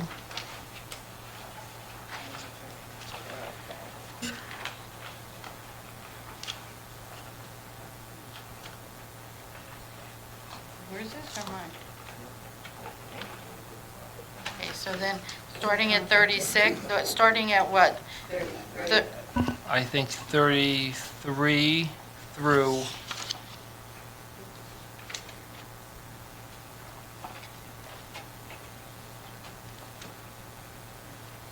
33, 34, okay. Yeah, we should be able to approve 33, 34. Not 35, now it's technically for next school year, there's no Oh, money okay. attached. Oh. I was to say, I think Probably for next year, it's probably better There's to, no harm in pushing it back. I would just table from 33 through 61. Yeah, I would say Okay. 1 to 32, you could vote on tonight. 33 through 61, you could put it at our next board meeting. Well, wait a minute, because 55 is the courier position, and that is for July, oh, yeah, never mind, I'm sorry, I thought, I misread the 20. yeah, July technically. Yeah, I'm sorry, that was. But why can't we approve 33 and 34 if there's no money involved? I mean, we could, Terry, there's just no harm in waiting 2 weeks. I agree. Okay. You technically didn't renew us. Right, Oh. because they're not renewed for Just next year. Yeah, so, yeah. If we don't renew you, we can't Right, really you approve can't you for approve it. something if you're not there, right? But, okay. Okay. So basically, this is, so I'd like to make a motion under Personnel and Student Affairs to move items 1 through 32. Second. Okay. Debbie stays quiet. Discussion under personnel. I'm sad to see number 2 go. She was amazing. I think that this is just another concern of mine as a board member and a parent, why we have so many amazing people leaving our district. Just worrisome to me. Any other discussion under personnel? I had a question. About number 11. Just wanted to clarify something, I guess. So she's being extended until May 12th. She's replacing Provost, but Provost is out until the 20th. Is there a reason for her not being extended until May 20th? It could be certain subs only allowed to sub for a certain amount of days. They're limited. I think she's a long-term sub, because I think she's Right. been She may subbing have throughout. reached her limit, though, by May 12th, maybe the limit. Okay, I'll double check, though. okay. Any other discussion under personnel? I want to wish Mary Alonso well. She's been with our district a long time and held that department together. She's been a mainstay, and I wish her well. I hope that her retirement is everything that she wishes it would be. Okay. So roll call, Barbara, on, 1 to 32. okay. Mr. Conklin. Yes. Mrs. Dwyer. Yes. Mr. Guarino. Yes. Mrs. Lockwood. Yes. Mrs. O'Brien. Yes. Mrs. Romeo. Yes. Mrs. Stevenson. Yes. Mr. Stillman. Yes. Mrs. Van Dyke. Yes on everything but 27. On 27, I abstain.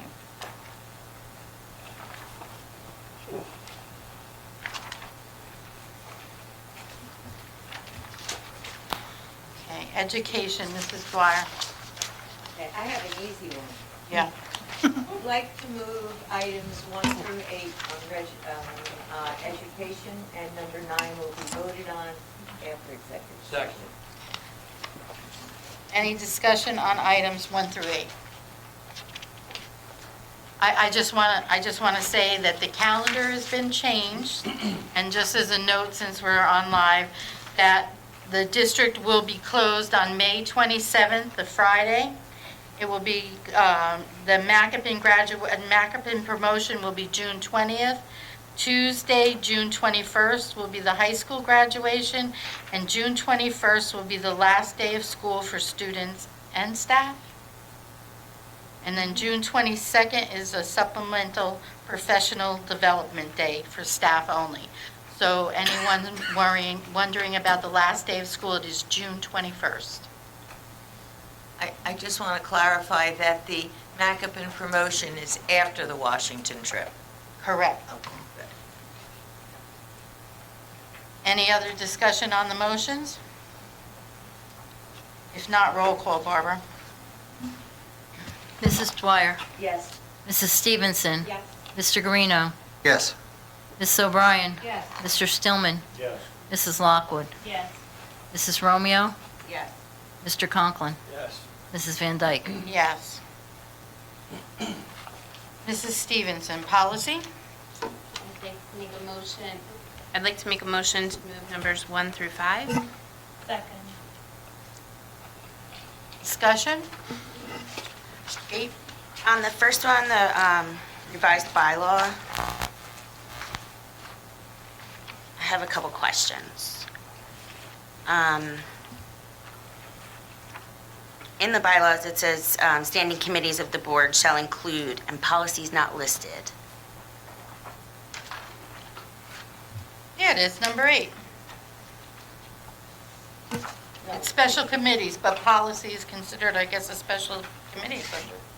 We discussed this in policy, and I think the consensus was that because we don't meet every single time for policy, it wasn't in there. Because it's not, there isn't always policies that need to be updated, although throughout the course of the last 2 or 3 years, we've been, Meeting regularly. yeah, we've been meeting regularly, but it falls there. Okay. Oh, you did. So when you say yes, it is, Well, it's considered a special committee because we don't meet every month.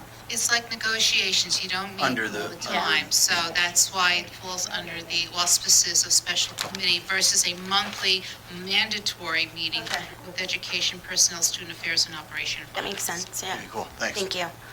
I have a few questions. So my next question is number 10. I'd like just some clarification on, What's number 10? I'm on the bylaws. I'm sorry. So all my questions right now are relating to our bylaws. Sorry. That's okay. Number 10, I just want some clarification on how this is going to work and when this will start. It has started, and I am not doing it. I have given it over to Barbara, and Barbara has Janet keeping a track of who gets it. You know, I don't know if you, with the job, you know how overtime comes? You've, at the top of the list, once you've filled that spot, you're gonna fall back to the bottom of the list, and the next person is gonna come up. So they're going to send an email out, which I think went out last committee. Correct? Yes. Okay, so these notifications. Mr. Garino did. Yeah. No, Mrs. Dwyer filled it. No, Mrs. O'Brien and Mrs. Lockwood filled in. So they have now fallen to the bottom of the list. Okay, and so the emails will come from Janet, seeing. Janet will handle it because it's best to go through there. It is very important that if you're not going to make a committee meeting, that you notify them the day before and not the day You of. can notify me, I'm the board secretary, Yeah. just in case Janet's not there and I don't get her emails. Oh, yes, I'm sorry. And then if the person that you reach out to, who's gonna alternate, if they cannot, would you go to the next person then? Okay. My next question is B, special committees. I was wondering if we could add a grievance committee, or was that discussed also, adding a It grievance? was not discussed.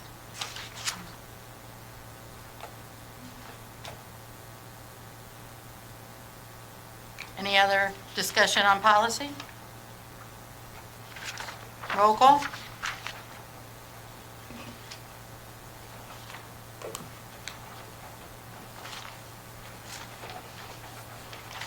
Mrs. Stevenson, Yes. Ms. O'Brien, Yes. Mrs. Romeo, No on number 1, and yes on everything else. Mrs. Lockwood, Yes. Mr. Stillman, Yes. Mr. Conklin, Yes. Mr. Garino, Yes. Mrs. Dwyer, Yes. Mrs. Van Dyke. Yes. Committees, Parks and Rec, Mr. Conklin. They're not meeting, or? No, they met, I was away. Oh, okay. I'm like, are they still not meeting? Yeah. What's spring break? Yes, it was spring break. Safety, there are no meetings scheduled as of now. Superintendent roundtable, Yeah, so we had a meeting, these are the minutes from March 31st, provided by Kelly Stinziano, the president. So there was a question about the proposed budget. They just wanted the staff cuts, clubs to be explained more. There was a question about whether the district has considered raising the cost of high school athletics and clubs to help offset the rising costs. That was discussed a little. And then the dress code was also discussed as to whether it can be enforced more in the high school and Macapan. I know that they were going to discuss that. Dr. Animo said that he would discuss it with the staff. Yeah. And then there was a question about the NJ GPA. Would the scores be made available to the parents? And as with other standardized reports, once provided to the district, the results will be shared with families. What happens if students don't reach the passing score, and do they have other options? And there are processes in place To help students graduate, there is a portfolio appeals process as well as other tests that could take the place of NJGPA. There was a question about the snow days and whether that decision has been made yet. Obviously, that was clarified tonight. And then follow-ups for the website, if there was any update on that. And what was shared is that the website is on track to be live this summer and fully operational by this September 2022. There was a question about spirit wear designs for the elementaries and Highlander Pride. There was also a question about the lunches and the quality of the lunches that is being served. And the district currently, as the request into Trenton to accept bids for a new vendor discussed, was who the surrounding districts use and for their lunches. And there is another meeting this Thursday. Thank you. You're welcome. Passaic County School Boards, there is a meeting, May 2nd, right, Chair? Yeah, we're going. I think we are going now because we're able to go. New Jersey School Boards, really? I don't have anything, do I you? have nothing, there's nothing. I thought I saw that they're finally doing a in-person training. It's like probably one of the first ones. So I think we're moving slowly back to, legislative. Mrs. O'Brien. On April 13th, citing a handful of lesson plans that do not accurately reflect the spirit of New Jersey's comprehensive health and physical learning standards, Governor Phil Murphy directed the New Jersey Department of Education to review the standards and provide further clarification on what age-appropriate guidelines look like for students. The governor noted that the learning standards in question were crafted over 5 months in collaboration with a variety of stakeholders, including parents, experts, and teachers, to ensure that students receive age-appropriate and inclusive health education, which is critical for their physical, mental, and emotional development and well-being. At a time where we must prioritize students' mental health and academic recovery in the wake of COVID-19 pandemic, it is paramount that our standards also promote inclusivity and respect for every child, including LGBTQ youth, quoting Governor Murphy. In New Jersey, parents always have and always will have a say in their child's education, which includes opting their children out of any health lessons that they would rather discuss in the privacy of their own homes. To that end, the governor has directed the New Jersey Department of Education to review standards and provide further clarification on what age-appropriate guidelines look like for our students. The New Jersey Department of Education reiterated the intent and spirit of the learning standards, as well as the discretion of local educational agencies to select and adopt curricula aligned to the standards without the need for review or of approval by the New Jersey Department of Education. It is also cited that the importance of parental input, the importance of LEA's consultations with educators, families, and other members of the school community in selecting and adopting curricula, as well as the ability of parents to opt out of instructional activities aligned with these standards. The New Jersey Department of Education stated that it does not review, approve, or actively endorse instructional materials such as sample lesson plans, textbooks, softwares, or videos in any content areas. Material adoption is a local LEA decision based on the local curriculum development and review process. While locally adopted instructional materials should be aligned to the district curriculum and the NJSLS and be current, medically accurate, developmentally and age-appropriate, and developed and selected through a meaningful and ongoing consultation with the school community, including parents. Senator Vin Gopal is the chairperson of the Senate Education Committee, who represents District 11, has taken notice of the confusion surrounding New Jersey's comprehensive health and physical learning standards. In a news release, he has announced plans to introduce legislation that would ensure parents and guardians are fully informed of the school curriculum on health and sex education, provided the opportunity to review educational materials on the subject, allowed to meet with local school officials to get questions answered, and given the option to opt out if they, when they meaning parents, would rather teach health and sex education to the children instead of having the school do it. I highly recommend, if you want to read about what's going on in this area, as well as all the other state standards, you go to www.nj.gov/education. Thank you, Deb. Did you write that up? No. No, this is, So I didn't think so, because that sounded like a lot of words to explain nothing, and we're still trying to decide what we're doing. and I'm glad you asked. For the record, I go to the New Jersey School Board Association legislative section, and the last few months, it's been all these introductions to new regulations and stuff like that. Really, nothing was posted. The big focus was on this. So I figured, I don't want to take something that would be pertaining to an urban school district, which we're not. Yeah. So this was the big focal point. So I will admit to the public, I cut and paste, read it over, and Well, it's coming right from I agree. the- right. And I Coming don't right want from their to. I site. don't want to. I don't want to reword it. I want to tell you as the way I saw it. Well, perfect, which sounds like they confuse it even more than. You're up next. So, technology. Did you write this up? So I will say, some of it, yes, some of it, I'll thank Dr. Annabo for, getting me some notes on this too.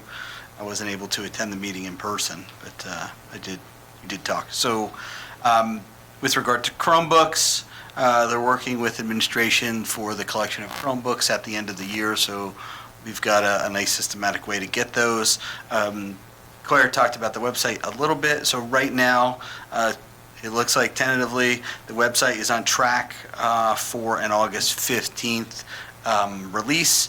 We will have access to the other website until August 31st, so we'll have a 2-week overlap, which will be good because that'll help work out some things that we might have to work out with Blackboard as Rob goes through it. Which we approved tonight on the agenda. Yes. Okay. So It wasn't approved because. it wasn't approved because it's going to be part of next year. but- Oh, okay. That's going to be problematic, but just. saying. Yeah. Okay. So the other piece of that is, as we look at this, right, and you think about where we are from a website perspective and what we need to do, and I know we're talking about administration and admin people.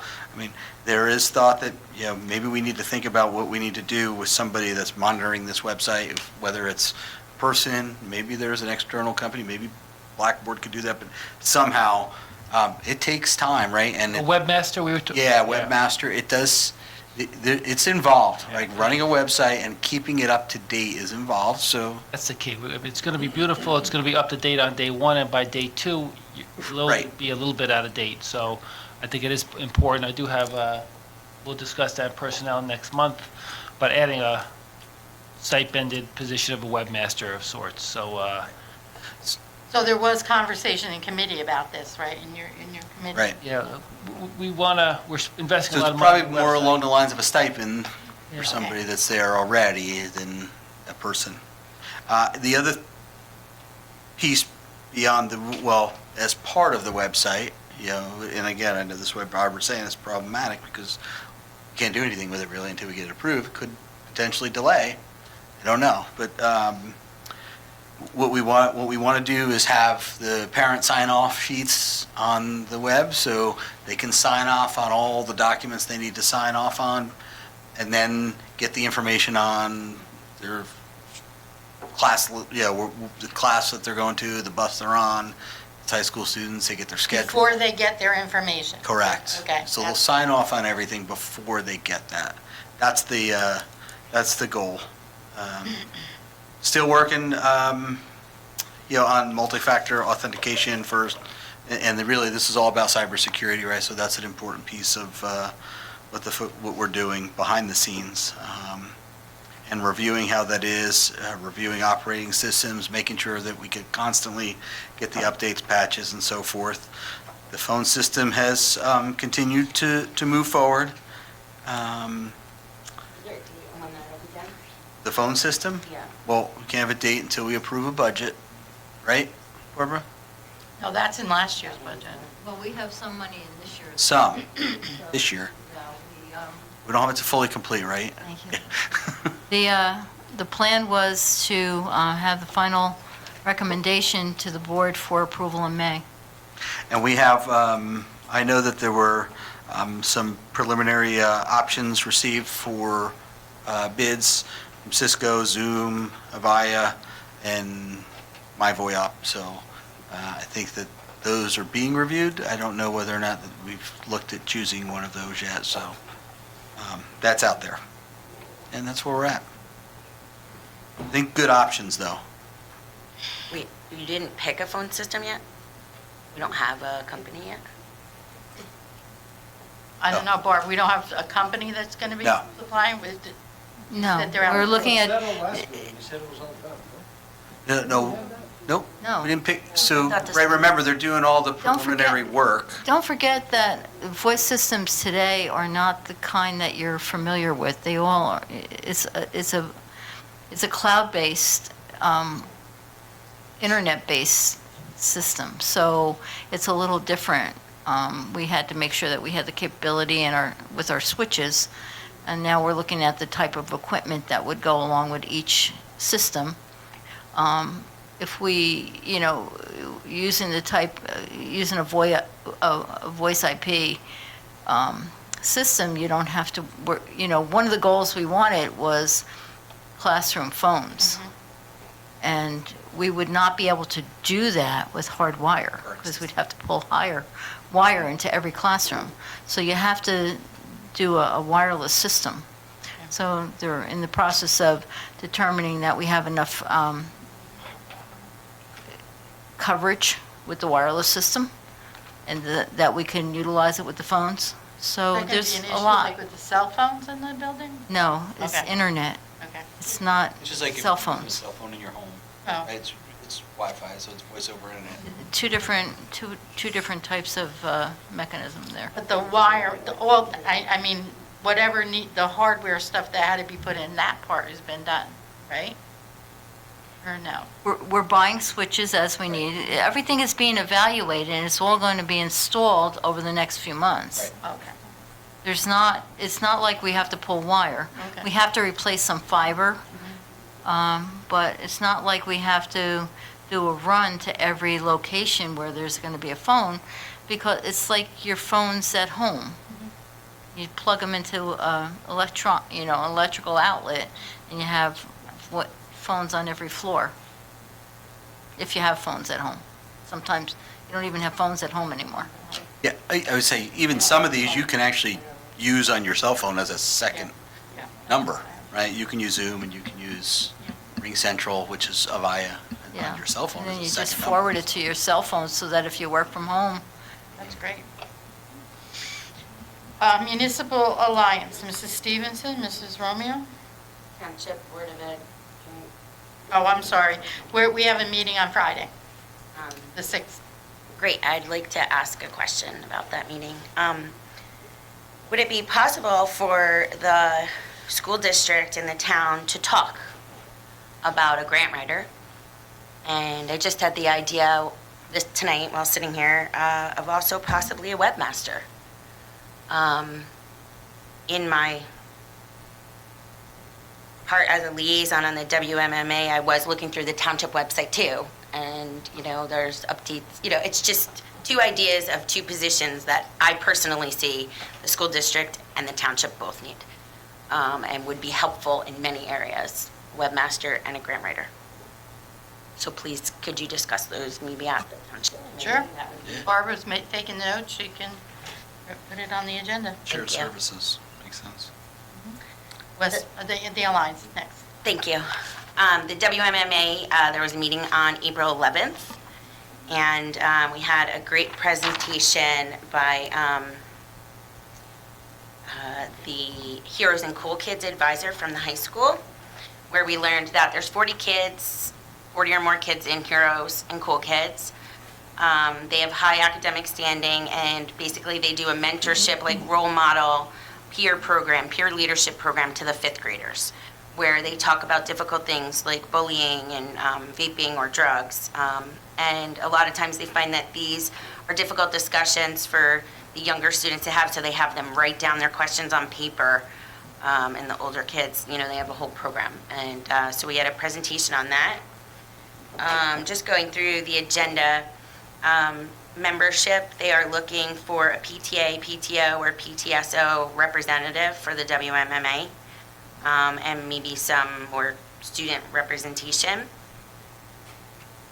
The next meeting is May 9th, and it is a public meeting, so all are invited to attend. There's an event coming up, the Scots Fun Run is May 22nd at the Parks and Rec Center to fund, help fund recovery for addiction. And some miscellaneous things, there's some upcoming workshops. One is on April 28th at 11 a.m. from the Partnership for Drug-Free New Jersey. And that's called Combating the Stigma of Opioid Addiction. That's on a Zoom. There's another called Addressing the Stigma, What Prevention Practitioners Need to Know. That's on Thursday, June 9th from 10 to 11 a.m. And the last thing is just that all the WMMA meetings are hybrid. So, like I said, the next meeting is May 9th. I'd love to have more attendees there. I'm sure it would really help the community. They're at the library, and there's always an option to attend by Zoom. Thank you. Thank you. Time? Time, 7 p.m. Thank you.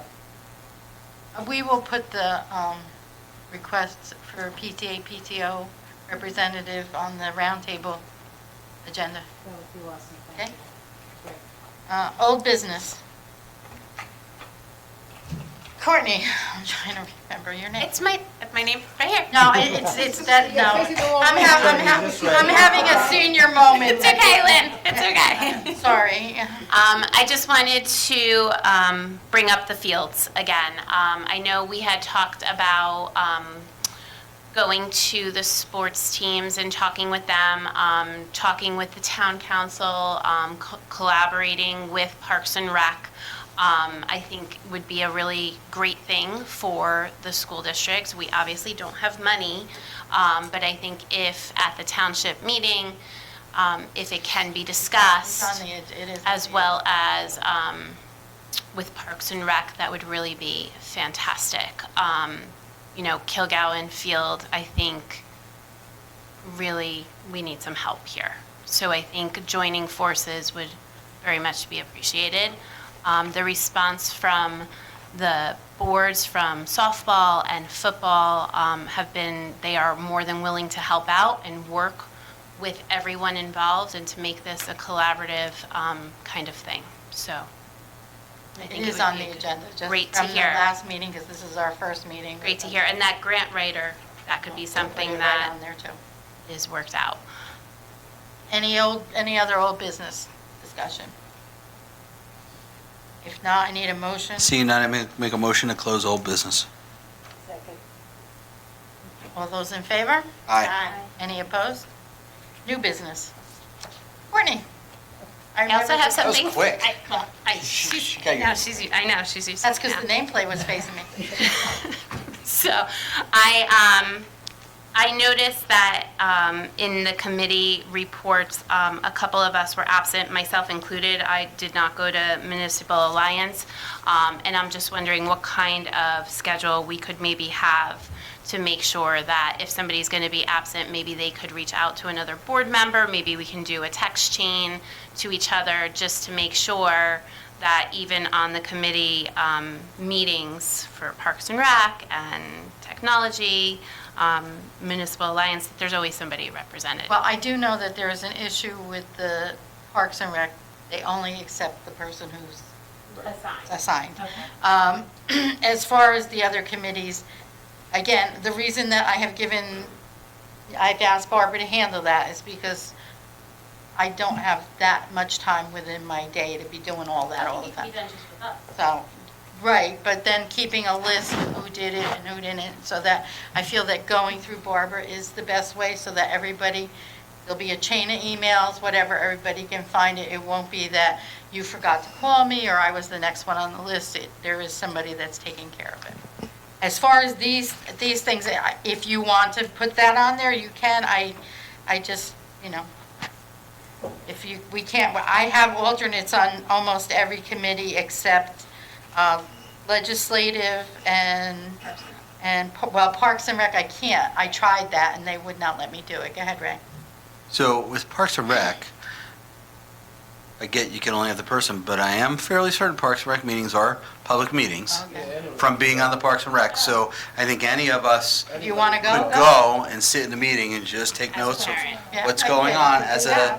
as a township resident. And I'm not sure why Parks and Rec would be any different than the WMMA, being that they are both township. I'm just saying that I know that I tried to have an alternate one year. Interesting, And yeah. they sent us a letter back telling me that Right. I can't, that they only accept the one name, that's all. Again, between three of us that have Yeah, been on I'm that sure you can committee, figure it I out. think you can go, anybody can show up. I don't have any, does anybody have a problem with somebody else going in the public?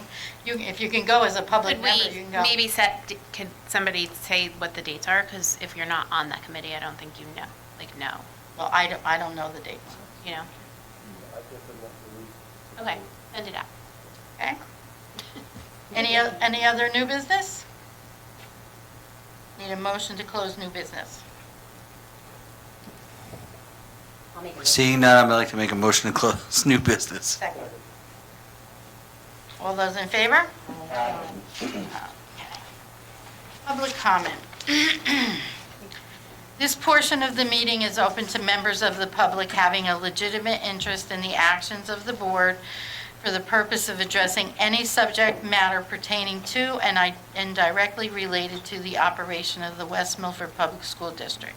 Members of the public who have requested to speak prior to the meeting will be recognized by the chair first. Each speaker will be given 5 minutes for a period of 30 minutes, and then time permitting, other public comment limited to 5 minutes per speaker will be allowed until the 30-minute time period transpires.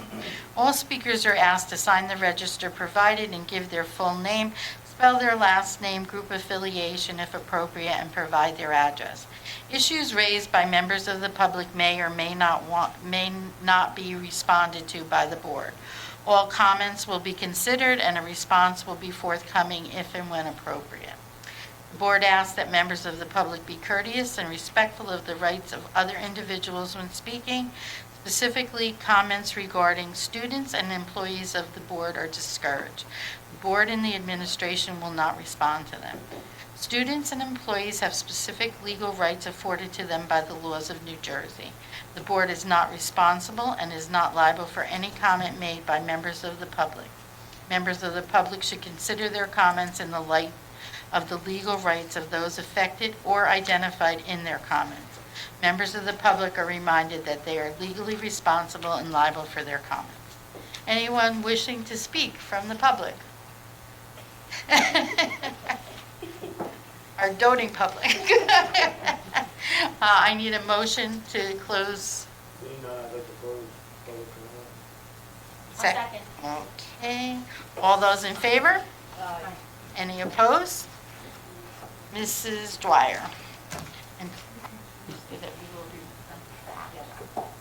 Okay, at 9:24 PM, I make a motion to go into executive session for the purpose of discussing personnel appointments, resignations, current litigation matters, special education matters, HIVs, negotiations, and matters of attorney-client privilege.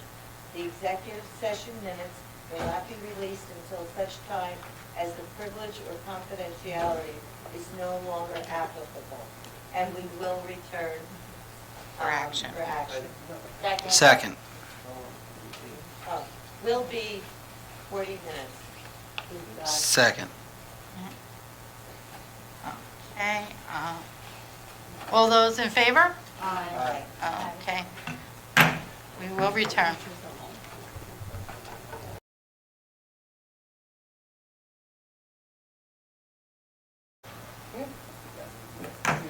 I'd like to call the meeting back to order.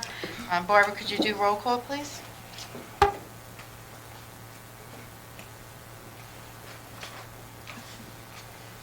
Mrs. Romeo? Yes. Mrs. Steve, Here. Mrs. Stevenson? Here. Mr. Stillman? Here. Mrs. Dwyer? Here. Mrs. O'Brien? Here.